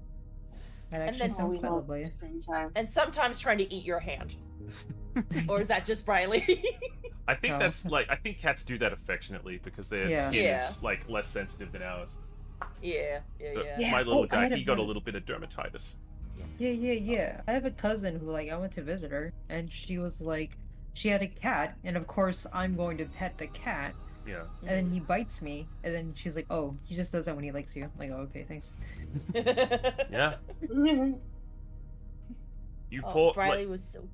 Oh, sorry. Go ahead. They see us as awkward, hairless cats. Yes. It's really funny.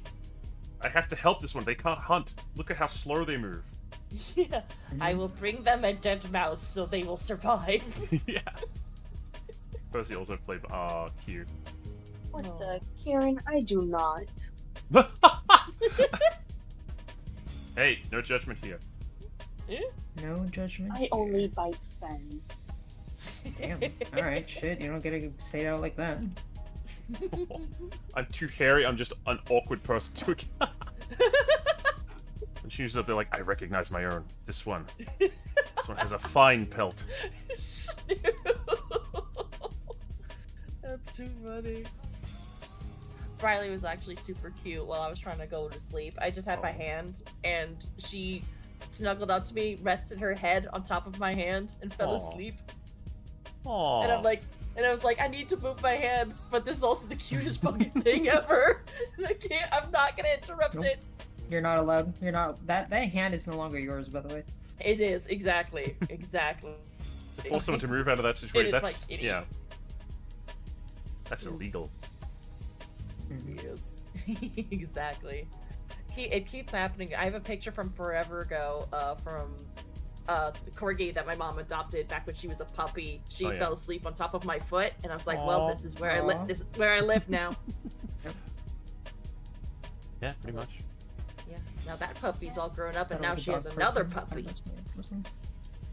Yeah. My mom got another puppy, That's and pretty he's good. so cute. He's so cute.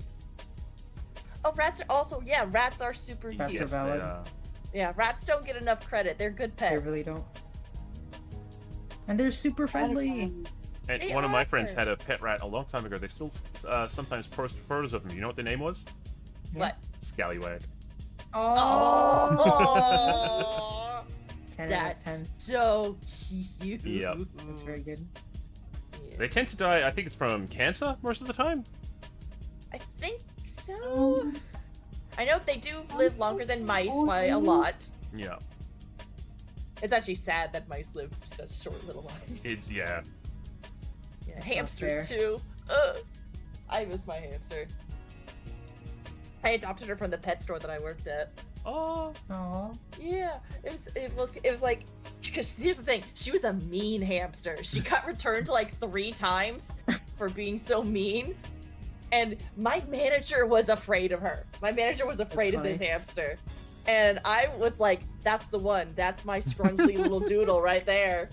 So I adopted her. And I You're tried to sassy. give You're her, coming like, home with me. Exactly. Well, she was, because whenever it was my turn to like feed like the like small rodent sections where it's Yeah, like yeah. guinea pigs, hamsters, rats, all that good stuff. Sometimes I would try to feed them like from my hand to help them get used to people and up their chances of getting adopted, right? Right. So, Of course. but then, yeah, so then when I got to this hamster, though, I would like hold out like a pumpkin seed or sunflower seed for her. She would slap it out of my fingers, like, "Bitch, who do you think I am?" That's funny. And I was like, "This is the one. I need this one."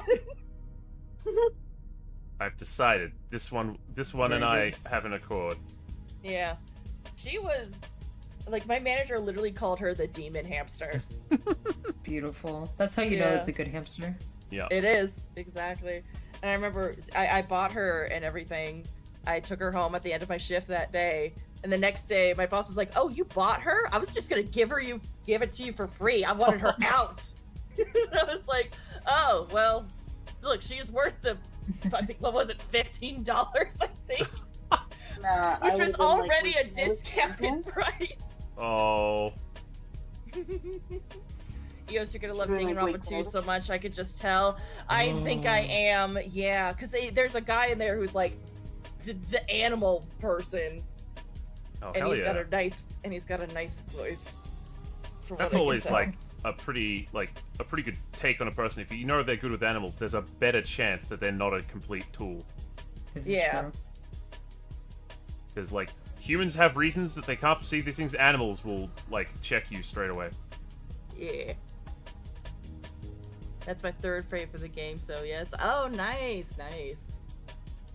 I'm a little concerned. People keep telling me to just trust the game and everything will be fine, but I'm a little concerned about... That is a concerning thing to be told. Well, it's not the animal person, it's about a different character. I don't know how much I can even say, because I don't want to, like, spoil things for other people who maybe haven't played it. Yeah, yeah, I don't know, but there's a character design choice that I'm a little about. Oh yeah? Yeah, because like in the first game, my one gripe is that they're not super great when it comes to like body type representation. Yeah. You have exactly one fat character and he sucks. I hate him so much. Yeah. He's gross, he's pervy, he's like just nothing good about him. Nothing good about him. I understand what you mean, and yes, trust the game. Do be a bit like that. Yeah. So then in the second game, it looks like that again, where it's like, oh, it's not that this person's chunky, they're comedically chunky. Like, it doesn't... That's not how a chunky person looks in real life, you know? Ah. Yeah. Oh. But okay, but Satan is the third person to tell me trust the game. So, okay. Okay.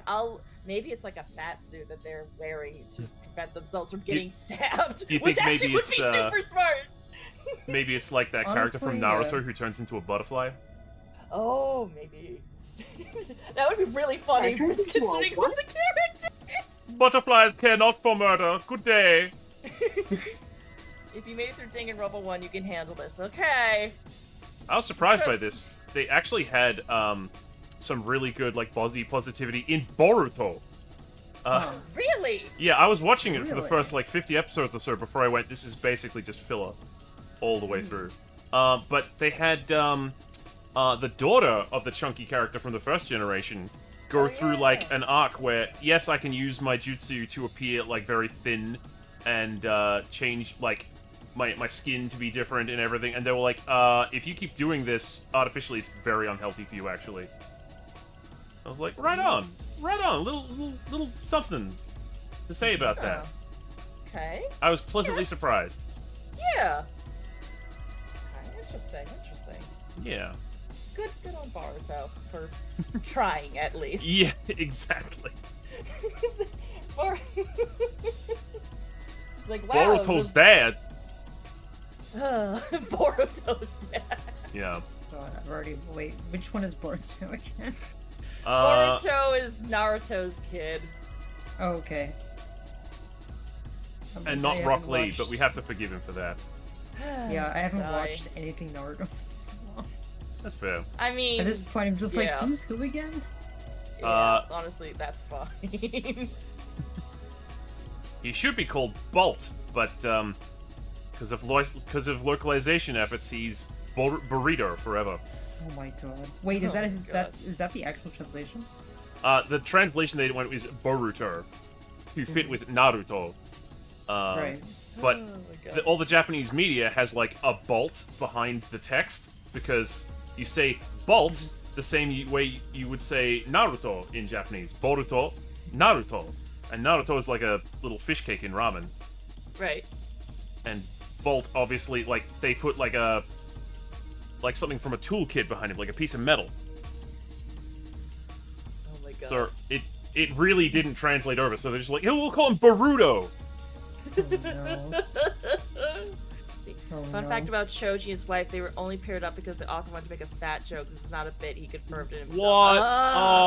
Oh. Come on. It should be noted then that I think the part of Boruto I was watching where they had actually like a decent episode about healthiness and not being tied to physical appearance, I don't think he wrote it. That tracks. Yeah. Like, anytime there's a positive story about a woman, I don't think he wrote it. Oh, Sakura. Yeah. Oh dear. Oh god, Sakura. I remember also it was like, Like the character 1010 is like, yeah, I just need another girl. There's nothing to her. Absolutely nothing to Jesus her. Christ. She uses summoning scrolls. Imagine- Don't they all use summoning scrolls? Yeah. He's like, so she's not special. That's not a special thing then. Yeah. Like, what's her special thing? Sorry, She Keela. doesn't. I'm sorry. Oh yeah, sorry, Keela. What were you gonna say? Oh, imagine like, let's say for example, like characters could like come to life and then like, you know, like that meme from fuck, what's it called again? Like Rick and Morty, where he's like, what have I created for? Butter? Oh, What are you Yeah. created for? Female You representation? serve butter. Oh, no. You serve butter. Their only existence is to like make sure we're not complete assholes. It's like, oh god. But in a sense, doesn't that also make you kind of an asshole? Because it's like, I mean, yeah, that's the I point. have to put this character in. Yeah, exactly. Ugh. Oh, I no. guess I'll put this character in. Jeez. Yeah. They brought that little character back where he's like, what is my purpose? You open the door for me. He's like, oh my god. Oh, bye, Satan. Bye, Satan. Oh boy. Oh, bye. Bye. Yeah, the author is real bad about girls. I will not Oh, defend. super, super bad. Yeah. That makes I me believe sad. that. I believe Yeah. I hope it's getting better, but that. you know. One could hope. The One laugh can tells me hope. everything. I'm not laughing at Fen for hoping. I'm just like. Yeah, no, I know exactly why. I know exactly why you left. Oh, Oh lord. Fun times. did I miss something? I know. I understand the. Oh yes, the crushing realization that some people will just do it for quote unquote representation and quote unquote. See, look, I'm not an asshole. I did this one thing, and it's like. Yeah. Yeah. It's a laugh Here of. we are again. It was a laugh of futility, really. Yeah. Right. Yeah. Yeah. Kishimoto's not getting better. He never stopped getting worse, and it all started when we learned Sasuke was popular. Interesting. I didn't know that Oh. was. Yeah, because Sasuke was his cynical attempt at, like, oh, I guess I'll make a rival character, because they said that they wouldn't publish the series unless Naruto had, like, a snarky rival character Right. to, like, drive the whole story along. Yeah. And Sasuke is one of my, like, least favorite characters in literature. Mine too. Yeah! He sucks. And He it's not does. even fun to make fun of him like with Naomi. No! He just sucks! He just sucks. He just sucks. Like, okay, Drip, okay, yes. But in terms of, like, character progression, literally, like, learns that someone sacrificed a whole bunch for him, and then does the opposite of what they would want in order to avenge them. Oh, I see an ad. Snooze? Should I snooze the ad? Yeah, we're talking Oh, I about was like, Sasuke. already It's typed up very the ad. important. It'll only snooze for, like, 3 minutes, so I think I'll just look at your ad sign, because I've got, like, 20 minutes till my food arrives. Ooh, what you getting? Pizza! Nice. It's available, and it doesn't, it's not gonna do anything nasty to my stomach. Yeah. My apartment building is doing this thing. It's like, hey, we're trying to have like a social event with pizza, and I'm like, those are always so awkward. Pizza It's party! like, yeah, but it's like I don't talk to these people. It's like it's like you got the pizza, now you're obligated to talk to somebody. I'm like, I can't, my mouth is full of pizza. Yeah, exactly. Like, can I just go? I Is just that why wanted he free pizza. reads more as a tsundere male romantic interest than a rival? I think, that's giving Kishimoto a lot of credit. Yeah. Uh, I love it when you have an author who is so terrible. They like make something that is almost amazing by accident, and it's not what they intended. But if they focus on that, they could genuinely have a good story. Like Ruby does that several times, and it drives me fucking crazy. It's like he's like, hang on, if you focused on these characters and fleshed this out, this could actually be like really a great characters. You can have like a really good relationship with these guys, but no. Originally did not intend to have a rival character and built Sasuke out of every trope rival characters at the time had. He hated writing for him, But once he found out Sasuke was popular, suddenly he became his favorite character to draw and write for. The entirety of the Uchiha weren't meant to exist either, but once Sasuke became popular, yep, that happens. That happens. That sounds about right. That sounds about right. That's one of the like double-edged swords of having a serialized manga is that there will be things that you retcon very quickly because you're like writing it week to week and you can see what audience feedback is like. But there's other times when like you'll have planned it from the beginning and the editors will be like, no, you can't do that. Oh man. See, this is why going indie is a fantastic idea. So I'm not sure. To tell you now. I would really have liked to get my work in front of some of the editors at Shonen Jump, just for pointers. You know, I think that's really valuable. Right. Yeah. Understandable. Yeah. Very valuable. I think that's been kind of like a defining point in my career where like I want the evaluation of a professional, and it largely has eluded me. Except when I actually took myself to Japan and went to a manga school. And they were like, oh, you're doing pretty good. Here's how to do a bit better. Here's how layouts work. It was really cool. Awesome. Yeah. I love that. I love that. That's a good feeling. Yeah, it doesn't happen often, but it's a good feeling. Well, it's just like, for once someone is, you know, whether or not they think I'm successful or have potential to be successful, they're taking me seriously and going, alright, let's have a look. Yeah, I like that. I want the timeline where the Uchiha didn't exist. I long for the story that wasn't changed that horrible, horrible clan. Oh, you mean the pilot of Naruto where he pisses on someone? Wait, what? Oh yeah, the pilot chapter from Naruto, he like traps someone in like a hole trap, has a gun, like a handgun, and pees on them once they're trapped. Sasuke does this? No, Naruto does this. Oh, okay. And he wasn't like he wasn't someone who had who was hosting the fox. He was literally the fox spirit incarnate. Man, that shit goes wild. Yeah, there's a lot of ads that come between. Like if you look at Romance Dawn, which is the pilot manga for One Piece, Luffy just wanted to find adventure. That was his one goal, and then they did the serialized version, and suddenly Luffy is like, I need to obtain this thing at the end of the world. No. Good old Luffy. Yeah. Not peeing on people like a decent human, like a fucking decent person. Dragon Ball's pilot chapter is called Dragon Boy, and it's a lot closer to the Journey to the West story. Nice. Yeah, it's not surprising at all. No. And then, like, I've got one of the volumes, and there's a part where Toriyama's he's answering fan mail. He just writes in the back of one of them, yeah, I'm kind of done doing, the Journey to the West thing. Just think of my Goku as a different Goku from now on. And then he just goes and writes whatever. Yeah. Nice. That's fair. That's fair. Yeah. Very nice. I think a lot of us, and anyone who makes an OC has that one character. It's like, yeah, they're basically a different person than how they started. Yeah. That's you know, the fun of editing and learning how to growing as a writer with a character. That's you know? right. It's That's fun. right. I agree with Cossack, like, saying that, you know, it had potential, and one of the cool things about Naruto is, like, it's very easy to self-insert into that setting. Like, that's, I think, a sign of a good setting, is when there's a set of rules you can give people to make OCs, and it holds water. That's a very good trait for a series to have, and I think Naruto's got that in spades. But the thing is, it talks a lot about forging your own destiny, and, like, the value of hard work, but the character that most exemplifies that like ethic, it like sidelines them. It goes in like not Pug. Yeah, it goes in like shows how like even though Rock Lee is fucking rad, he can't stand up to someone who has talent and a bloodline technique. And it turns out Naruto just has the best bloodline technique.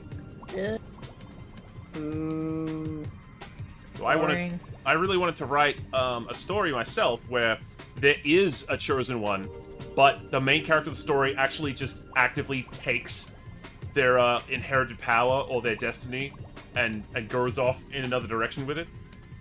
Oh, okay. Yeah, like we get have stuff like that. Yeah, like directly addressing the trope and being like, you can actually like opt in on these things. It doesn't have to be a bloodline thing.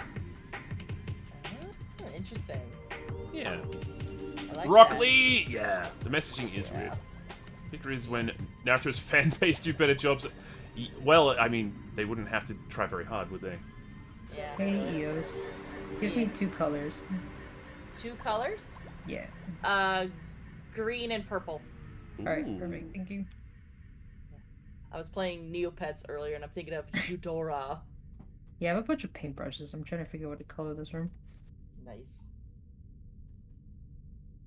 I finished the drawing. Oh! Did you? I did. Let me send it to you, Fenrir. I'll look at it off stream. And Kilo. Looking nice. Very nice. Well done. That was Ooh. quick, too. Oh, that's cute. Wait, where's this?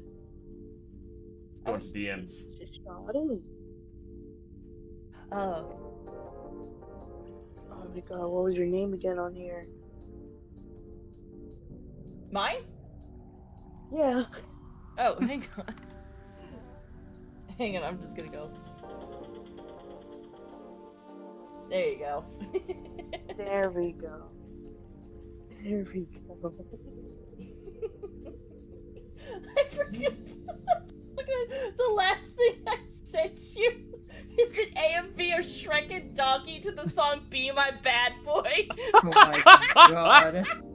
Eos, please. The thing I love about One Piece is that no character is just some bland extra. Oda makes every character have character. He never forgets them. His world building. It's absolutely true. I didn't doubt it for a long time, but I could not have, like, I didn't understand exactly like how Oda seems to be the one mangaka with like that consistent through line of paying everything off. Absolutely. I've caught him doing a couple of retcons, but nothing so egregious as I've seen in other series. Egregious. Egregious. Thank you. Fun word. It is a fun word. That's super cute, by the way, birds. Yeah. Adorable. It's my wallpaper now. Nice. I made it to the dimension of my phone. Aww. Aww. Oh, Nice. came from the last tea chamber. What am I working on? Get 422. I've got a spaceship that we're on right now, and I decided that I wasn't too happy with some aspect of the design because I made it like over a year ago now. I wanted to upgrade it a little bit, so we got some concept art that I did. Just starting off with the command area, and I was gonna try and model it, but before I can do that, I need to make the floor plan, so that's what we're doing. Yeah, floor plan. Well, no, less of a floor plan, more of like a bird's eye view. Still. Yeah. Still cool. Thank you. Hope it works out. The Shrek and Donkey thing reminded me. I wanted to do my next presentation party I'm in. I want to do one that's about the weird, wonderful world of crossover AMVs. I was getting worried when you said the video of Shrek and Donkey. I found one from like wait. I found a crossover AMV from before the dawn of time the other day. Yeah? Yeah, it's called Tainted Donuts, and it's Vash the Stampede fighting Spike Spielberg. Holy shit! Pretty That's bad. awesome! Yeah. Of course it is. And I think the YouTube marker said, uploaded 17 years ago. Oh my god! Oh my lord. Oh my What god, is it? Estrella! Estrella? Estrella! I have a working in my I dream need lord. you. Farquaad kidnapped my mother. Hello, Scaly. Yo, what? Estrella has wonderful Lord dreams. forgot. We were just talking about Shrek! Oh my We were god! just talking about Shrek! Sure were. It's all Urga now. I'm It so really sorry. is. Truly. Oh man. Estrella is just gonna be like, well, alright, what? Wait, no, they're no stranger to the bullshit that we go Estrella's through. gonna be like, it's like coming here was a mistake. The vampire was a mistake. No, Have you you liar. have you ever had a dream that's like really amazing, and then it takes like a weird turn at the very end, and you're just like, what? Every night. Wait, I'm sorry. What was the question? Just have you ever had like a amazing dream suddenly take up the most bizarre turn? Yeah, I have a few of those. Okay. I don't remember them all, but I know I've had them. Yeah. I remember I had a dream once where I found like this tower in the middle of nowhere, and there was like a kind of like a glass tank that ran through the entire length. It ran from like the bottom to the very top of the tower, and inside it was actually like an aquarium. There was a mermaid inside of it, and she was like, if you go to the top, that's where it's I can like actually talk to you and meet you there. So I'm running up this ridiculously huge tower, and I get there, and like she said, there's like no top to the aquarium, so I can like actually talk to her face to face without glass in the way. And then SpongeBob showed up and kidnapped her, and I woke up. Oh my and I was like, god. the fuck?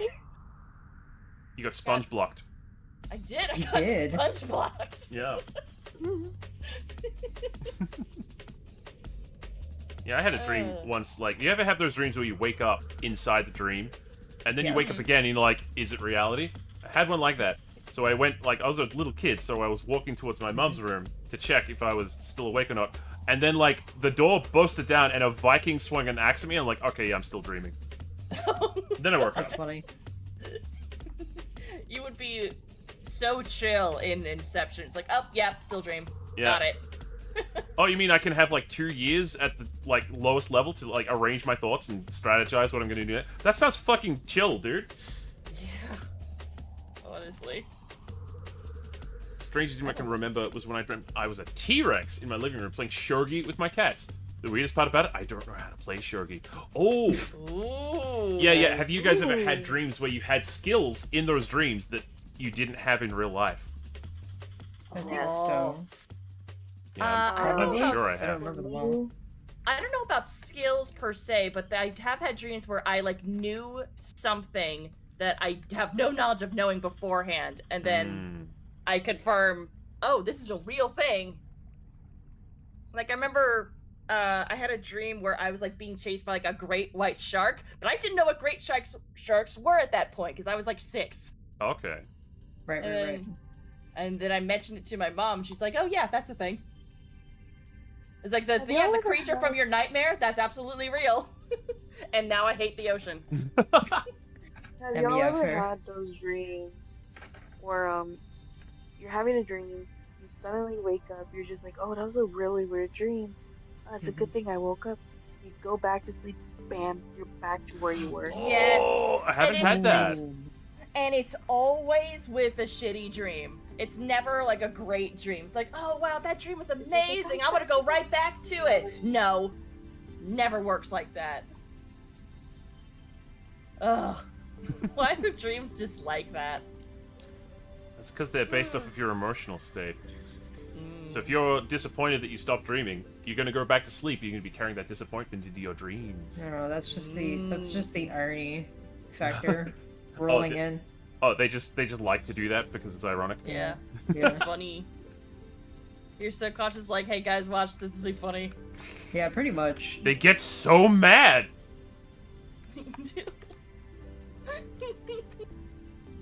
I love that bit about, dude, you have to stop me turning vegans into vampires. But dude, they get so angry. Yeah, something like that. They get so angry, it's funny. I have to eat what?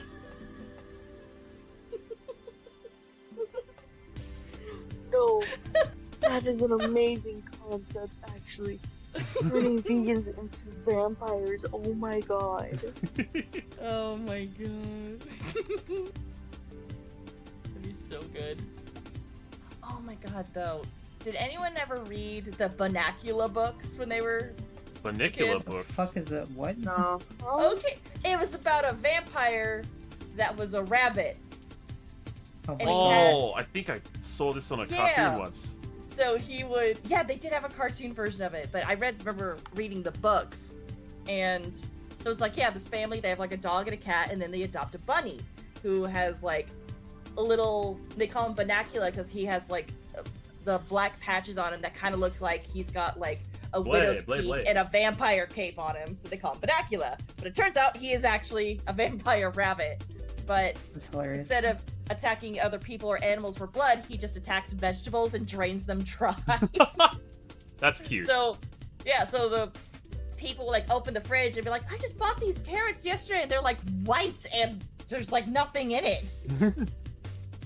And so I love it because like the cat is like like a weird conspiracy theorist, and he's like, the bunny's a vampire, we gotta get rid of it. And the dog's like, he's not hurting anybody, it's chill. He's just a weird little rabbit, leave him alone. That's so the cat and dog dynamic too. It is. That's what was so great about it. Did you ever see Duckula then? I know it was a thing that exists, but I unfortunately never saw it. That's fair. Yeah. Similar premise. Yeah, I love it. Good. I love weird vampire stories are excellent. I remember my favorite thing about the book, because it was like an old book where they were like doing like like acrylic paints for like the illustrations, and they were like really pretty, but it was like too pretty for like what the concept of the story was. I see, right. Because like so you're pouring way too much effort into this thing that's about a children's book about a dog that's basically a detective and a bunny that's a Dracula. Yeah, exactly. It's just my absolute favorite, because I want you to like have that sort of style in your head and then try to picture this image I'm about to describe. This whole scene. Because my favorite part that I remember so distinctly is that the cat's like, okay, I've learned that in order to defeat a vampire, you have to pound a stake into its heart. And the dog's like, dude, come on, it's just a chill rabbit, you don't need to do this. And he's like, no, I've got this. And then he pulls out like a beef steak, like a piece of like not a wooden steak, cute. like he went into the human's refrigerator, he stole a steak, and he's like, I'm gonna get that fucking rabbit with this. As if a cat would know how to like steal a steak, and at that point like be still afraid of vampires. They'd be like, oh shit, dude, Yeah. I got the human food, I'm set. I know. Well, he figured it out. So at some point, he somehow manages to pin down Banacula and like drops the steak on top of him and just starts beating it against his chest. Oh, the rabbit's tenderized rabbit.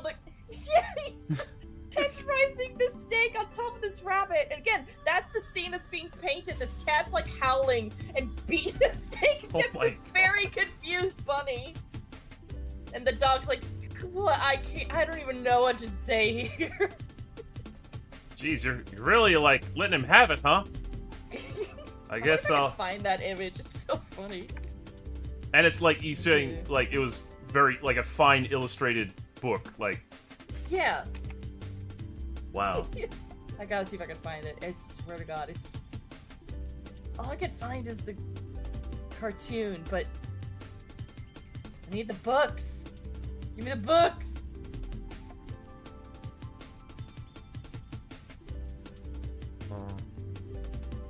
Yeah, he was just a weird little guy who just happened to be a vampire. Yeah, he's Let's just not a weird judge. little guy. He's not hurting anybody. He just ain't likes hurting his nobody. veggies. Oh, here, I'll put. He's okay, a vegetarian vampire. Yeah. Oh, here, I found the cover of one of the books. I'll put that in Okay. the Discord general. Let me see. Oh my god. Right? So, like, A all Rabbit illustrations Tale of like that. Mystery by Deborah and James. They are definitely like a husband and wife couple, right? Oh, absolutely. Writing children's detective books or something. Or like. Yeah. Oh, that's adorable. Oh man, I miss the days of like pulpy, crazy fiction books like that just being everywhere. I know. I read like I think I read 5 like books about a zombie turkey, and always occurred on Thanksgiving, and they don't even have Thanksgiving here. It was just available in the library. That's funny. awesome. That's so awesome. Alright, y'all. I think it's time for me to go to eat. Yeah. Alrighty. Probably Thank you for joining us. It's almost 3 a.m. I Almost. should probably go. Nah, it's almost 5 a.m. I'm still wide awake. Oh my god. Oh no. What are we gonna That's do? fucking rude. I don't know. Hey, Fen, Yeah? Nerd on that. I have something for you. Oh yeah? Oh. Yeah. Is it something I want? Ah! No, take it back! Oh. Okay, the nerve bit at the end got me. Sleep well. Good night. Night-night. Bye, everyone. Good night. Behave. Oh. I'm always watching. Oh dear. Always bonking. Damn. Bye, boy. Don't get Bye-bye. bonked. Don't get bonked. Oh. Thank you, I'll hydrate in a second. Trying to Alright. figure out exactly. I need Wait. to stop playing Core Keeper. Eventually. Eventually. Soon. TM. Soon. Soon. I'm doing a deep dive into Banicula. I don't know. Banicula? I assumed Banicula because it's like bunny. Bunny. Banicula. Yeah. I don't know. Oh my god. Oh my god. One of the books, I never read this one, but it's called Banicula Meets Edgar Allan Crow. What? No, okay. Nice. My suspension of belief is getting flimsy on this one. Yeah. He visits the Monroe household and stays in the guest room, bringing with him his favorite pet crow, Edgar Allan Crow. Everyone is thrilled except for Chester, that's the cat, who Yeah. insists that the author, M.T. Graves, is suspicious. Oh my god. Amazing. This couple, like, was writing furry fiction They really years, were. years and years ago. You ever read the Dark Claw saga? I don't know about that one. Don't know about that one either. Sounds enticing. It does. My favorite thing about the books is that, like, Animorphs, yeah. Those are shit. Yeah, I've read Animorphs. You have an understanding of war trauma if you read Animorphs. Yeah. And This like, is true. This is true. they've made Kay Applegate has made all the Animorphs books available for free on their website. No. And No, they that's also awesome. they also say trans rights. Mm-hmm. I And- don't Yeah. think it is trans. Yep. Yeah, I think maybe. And I just wanted to point that out to anyone who's still reading Harry Potter. There's another fan base waiting and ready for you. Right. I mean, there's many fan bases waiting Yeah, for you, let's yeah. be real. But can- yeah, hell yeah, let's can go we- to Animorphs. Yeah, let's make Animorphs the new thing, huh? Because they're getting a new TV show soon. Oh shit, are they? They've always been a thing. God damn. I still love the books. They're great. Yeah. I unfortunately missed out on those books. I was a huge coward as a kid, so I missed out on a bunch of books that I thought had creepy covers. Like, Oh, yeah. I never. Oh, that's fair. I never, they had a couple of interesting ones. I'll put it Yeah, that they way. did. Yeah, I was like, I would look at the Animorphs covers and be like, that looks painful. I don't want to. No. No, thank Yeah, that's you. fair. That's fair. Yeah. Although, funny enough, like, I never read any of the Goosebump books, but I loved looking at the covers. Covers are Whenever I was great. in the, whenever I was in the library, I would just look at the covers. And be like, these are so cool. I'm not gonna read this though. And I think Animorphs stemmed, if I'm remembering correctly from what I've read online recently, it stemmed from just the author wanting to be like, animals are so cool. Hell yeah. How what can more I do you like need? explain to people how animals are cool? I'll make a setting where people have to fight in a war using animal powers, and then it became like it got gory. And like a lot of the characters at the end can't fit into society even after the war is won because they are too cursed from the war, which is a real thing. Yes. There's a line from Adventure Time that's where it's just like, I was just playing with my imagination and then everything got intense. Which is just such a Fashion, writer mindset. I know so much about Warrior Cats despite not having read any of the books. Oh, wow. If only because okay, so as Paishin knows, I enjoy it when friends info dump on me. So I have a friend who is super into Warrior Cats, and basically, you know that time when you like info dumped me on like Splatoon for like 3 hours? So basically, that same happened to me, but with Warrior Cats. And while I don't remember everything that they told me, I know quite a bit for someone who has never even heard of warrior cats before that. Amazing. And I just find it kind of amusing that almost every person that I've talked to who's really into warrior cats also happen to be autistic. So I'm like, I wonder if there's a correlation here. Interesting. Look, it is very clearly labeled. They are cats. Yeah. They are warriors. You don't need to understand much more than that. Yeah. True. Don't mind the war correlation. What's it called? The lore war euphemisms or whatever they called. Oh. Not just euphemisms. Metaphors. But like, metaphors. Yes, thank you. I was like, there's a word there. I don't remember what it was. There is no subtext in Ba Sing Se. Yeah. God, did you hear about that thing where there is literally going to be no war in Ba Sing Se? I think that one might be like a troll post, but they are doing stuff. They are saying stuff like, "Oh, we're gonna like make sure that Sokka isn't sexist," which he is at the beginning that was part of it. Yeah, that was definitely a good part because, like, how can you expect people to not be sexist if they have no like gateway to understand how it's wrong or what they're doing? Was imperative. That was integral to his character development. Yeah, because he grew up with no men around, so he has a Yeah. completely mythologized idea of what manhood really is. That he only knows from stories and like childhood memories. So it makes sense that he would like go astray a little. Yeah. And it makes it even better when he meets Suki and all the other Kyushi warriors, and he's Yeah. like, "Wait, that's not what manhood is. Like these people are clearly not like men." Exactly. But they still, in some way, have more masculinity than I do, and he gets super confused. And then finally he goes, "You know what? I've been wrong this whole time. Please teach me." Yes, and that's a really that good was such teachable a good moment. moment. Yeah. It is. But the one thing I do know is verified, is that they are saying Aang's not gonna spend as much time like hanging around doing side quests. He's gonna go straight for the. He's gonna get a No. He's gonna get like a premonition that the Fire Lord's gonna do something bad. I'm like, you've kind of missed the entire point of the series. That's you missed the whole point. Yeah. Yeah, he's a kid. And the other thing they say, he's 10. we are trying to appeal to fans of Game of Thrones. No.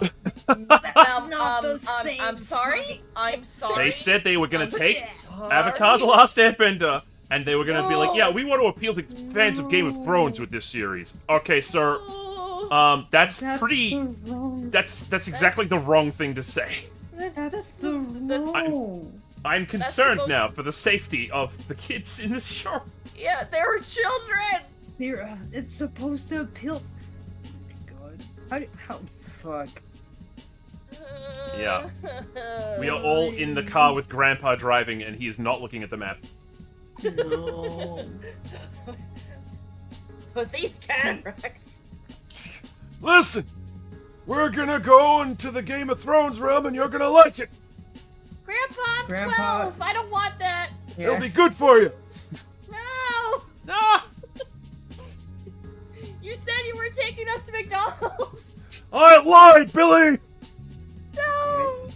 God damn it, Grandpa. This is why Grandpa left you. Oh. It's getting real now. Damn. I mean, not wrong. Not wrong.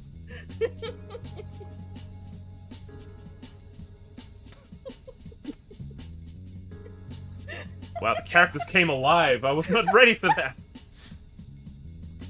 Thank you for being good scene partners. I love taking improv scenes like that. It's just.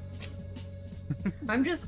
The more I hear about, like, okay, so a little small unknown, well, not really that unknown fact about me is that there is someone in my family who really likes going after the trend. He really likes encouraging people in his family to go chase after the trend. You need to learn this, you need to learn that. Okay. And I look at him and I'm like, you are so fucking miserable.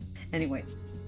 Oh boy. I can see him as the type to like, yeah, let's appeal to the Game of Thrones people with this kid shit. It's like, you have missed the fucking point. You have forgotten how to live, and that's why I don't like you. Damn. That's why I don't like you. Oh god. Yeah. Anyway, enough about my immediate family. Here you go, soon. It just seems like media literacy is down the crapper right now. It really is. It really is. God. And like, I understand, you know, like wanting to be sensitive and appeal to audiences with, you know, a cleaner, you know, not wanting a problematic cast, but problems, that's how you grow as a person. You can't start a series off when no one has any problems. Exactly. Like, if they're perfect from the start, then there's no character growth. Exactly. Oh, hey, then why are they going on a journey? Exactly. The journey is the fun part. Yeah. But I think Han should like shoot last in response, because that way he's less of a bad guy. But that's the point. He's supposed to be a rogue, a renegade, and like come good at the end, but still have to pay a price. That's his arc. We can't. He's a dick. Yeah. And then, hey, the sequel series. Let's just undo all his character growth, all of it. All of it. Because we need Old Man Ford to be on the Millennium Falcon with Chewie, and the only way he can do that is if he's somehow a really bad husband. That's straight up character assassination. I hated that so much. Like, just like, what a disrespect to people who... I mean, not that I'm like, oh, respect the fans, blah, blah, blah. Well, I mean, you could. I mean, you should. Well, I mean, like, you're disrespecting the audience in general. It doesn't matter if you're a longtime fan or not. The premise becomes self-defeating. Now, retroactively, the original trilogy means less because of where we know the character ends up. Yeah.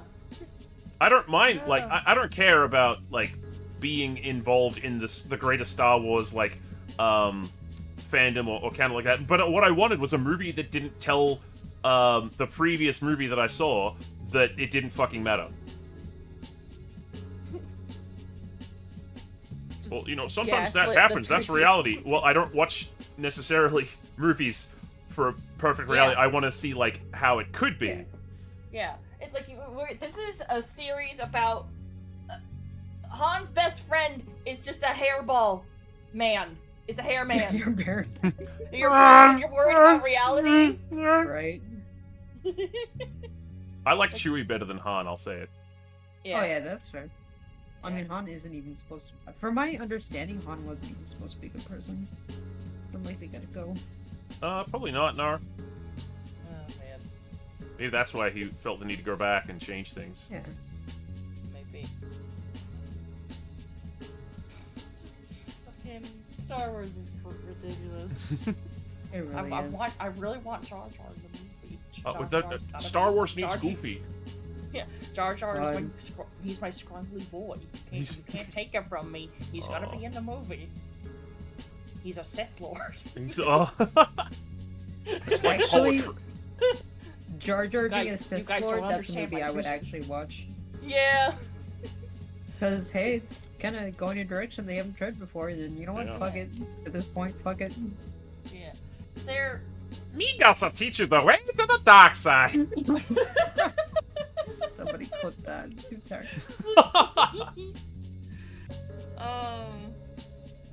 You're talking about regression Son Goku. He's probably why I grew sick of Dragon Ball Super. Everything is his fault. Yeah, he's...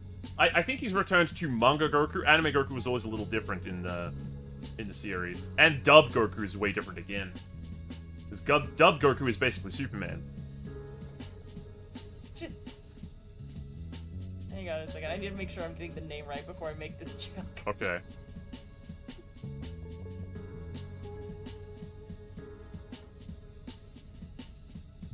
Hang on, shit, what's this? What's the scene where Palpatine's talking to Anakin about, like, some... Oh, the Jedi... bubble theater thing? Yes. The tale of Darth Plagueis the Wise? Is that clip I sent you about Anakin has a doctorate? Yes! Alright, yes, I'm gonna put it on. I'm gonna put it on. I was just thinking, have you ever heard of Darth Plagueis the Wise? That was more... Haven't you heard of the legend? Oh my god. That was more not Jar... That wasn't Jar Jar, it was... I don't know who. Yes, that video is so fucking good. It's so good. Okay, I'm gonna go to my YouTube and find it. Rand Cossack clip. There you go. There you go. Yeah. I hope you're happy, Keeler. Let's go. Oh, Kilos. deafened. Oh.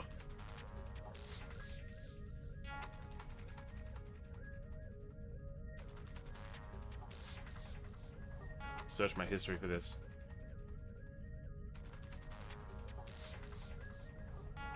Oh, Killer's deafened? Yeah, okay. Yeah, that's what I was saying. Anakin, stop panicking. I don't have a planakin. I found it. You found it? I did. I just have to turn the music off. Do it. It's so There we go. funny. All right. Make sure that was clipped. So you've got. Oh, they clipped it already. Oh, they did? Beautiful. Yeah. So now it's got Oh, multiple here's another clips. clip. Oh boy.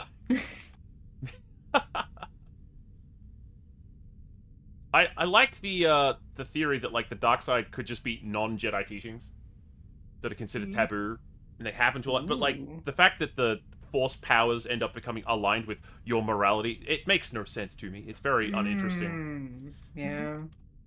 Because, so let me put on the psychology glasses and Okay. age 10 more years. Because morality changes depending on which culture you're from and how This is your true. upbringing. So So the Gungans might have the dark side as like they go to oh my god, stop. I need to share this. Gungans. Gungans. Big Bombad. younglings. Stan! Oh wow, YouTube's freaking out on me. YouTube Wow, stop. YouTube. That's Have very I ever, rude. with all due That respect, is very sir, rude. that's like asking if Yoda has ever. Jesus, what is happening? Alright. The tragedy of Darth Plagueis. Have I ever, with all due respect, sir, Uh-oh. that's like asking if Yoda has Yeah, ever let's heard go. of cocaine.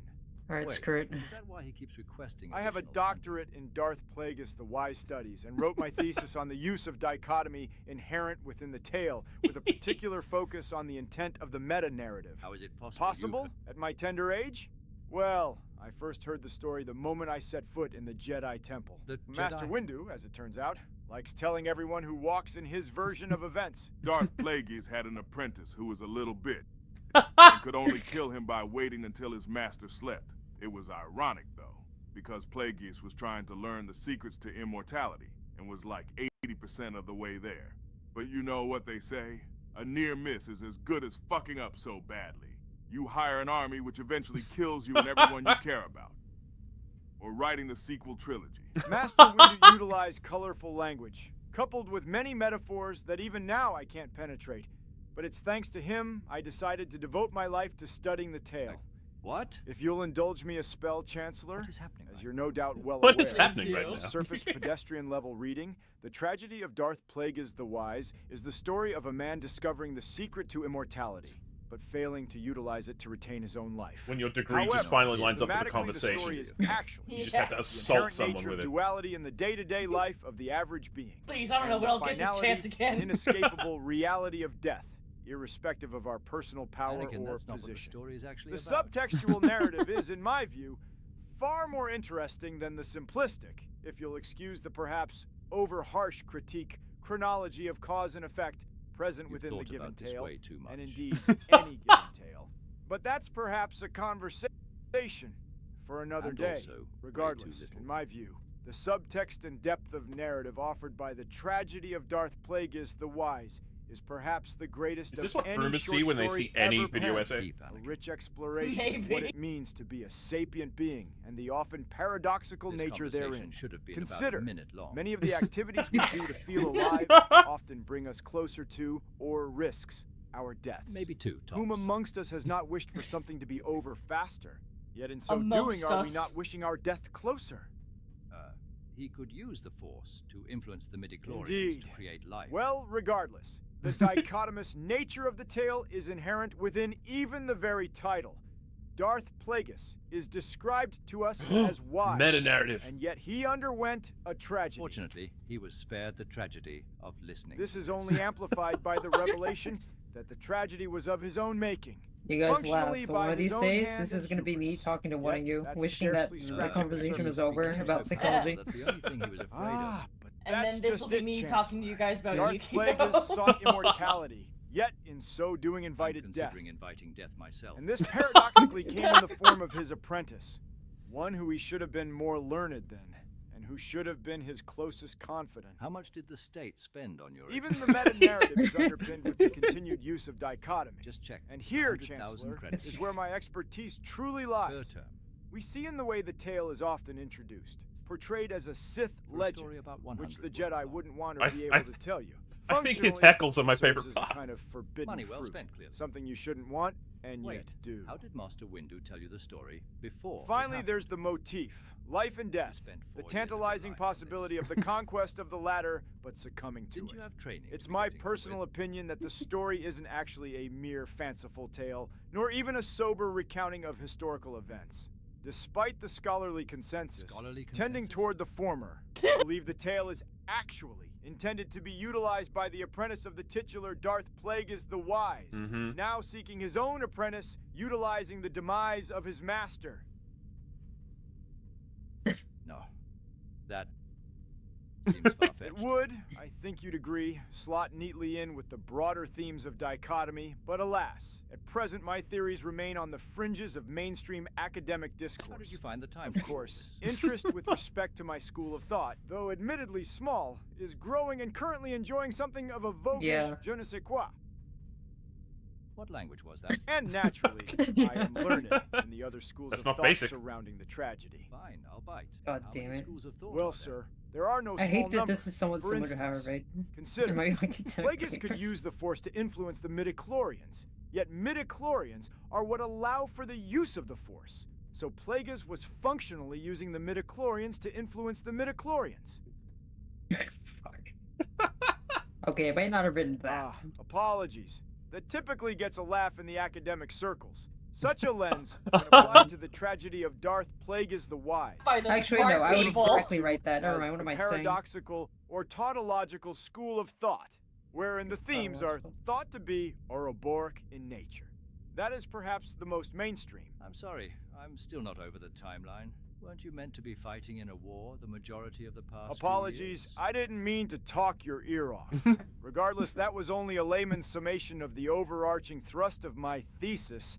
I didn't want to bore you with too many details. Wow. Suffice to say that I am very much familiar with the story you brought up, and indeed, it's something of a personal passion, not to mention Oh my my God. life's work. Oh god, I hope I never sound Anakin, quite your like wife's that. gonna die unless you join the dark side. Where do I sign up?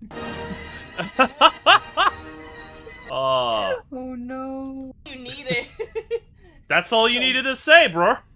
Anakin, your wife is gonna die. That is from Seals Are Good. I'm gonna post Oh that in my the chat so you God. guys can enjoy. You can do all of the engaging things because I don't want to be a content thief. I just wanted to like sit in call and enjoy that as a group. But please go check Well, them yeah. out. Thank you. I mean, Thank that's you exactly for what we did. bringing that. Joining this group. Yeah, Thank you for bringing that back, because I lost my mind the first time you said that to me. it's amazing. It's, Oh my lord. the fact that he's trying to do the scene and Anakin just won't let him speak. He just won't. You activated the special interest, my friend. Strap in. This is where we are. Yeah. Then you just become an unskippable cutscene. That's just how it is. Right? Like, I have moments where I notice that my own It's cutscene is true. unskippable. Like, if I have to stop and put the thought down, I will be less functional. Exactly. And that's how ADHD and autism work. Yeah. Alright. But, while we were hearing Anakin's dissertation, my food arrived, so I think it's time to check the radar. Yeah. Alright. Where we going today? Who's online? Oh. Hmm. Streaming. Who's Let me streaming? see. I Ooh, was gonna go into this new area, but there's a giant bug there, and I don't know if I want to fuck with it. Oh We're not- no. I don't know. I'm far from Rome. Mm. Yeah, I'm not gonna fuck with it. Those things blow up when you try to kill it. I'm gonna Yeah. go over here. I think I got it. Oh, thank you, Jerks. I'm wrapping up. I have the unskippable cutscene. Yeah, I think we can all kind of relate to that. Yep. relatable content. All right, I'm gonna start the outro. Yeah. All right, let's go. I wonder if you guys can hear that when I play it. Oh, I don't think we will. Unless you're streaming from your desktop, or yeah? has it played? I don't hear. There we go. All right. Nope. Well, we got some stuff done today. We'll probably get more stuff done next week. Tomorrow is going to be Metal Gear Solid Day, so look forward to that. T-minus 22 hours from now. In the meantime, I'm going to send you jamming over to our favorite Dagron man. It's Gwillem! And he plays some... He's fortressing some dwarves, so let's go check him out. Yeah! Drawing us. Thank you, Distractor Senpai. And as always, if you got anything out of the stream today, I'd love it if you could take that energy, pass it on, keep the good flow going. Let's go raiding! Let's go! Yeah! Oh, you didn't realize you got it? Yeah, I mean, it's pretty late for me. Yeah, it's pretty late for all of us. Or early for some of you. Don't think about it too much, Fenrir. Don't think about it too much, because that means I'm going to think about it. Uh-oh. We'll collapse the wave state. Target locked! 23, 27, 30, 31, 32 raiders! And I'll see you next time! Bye-bye! Bye-bye!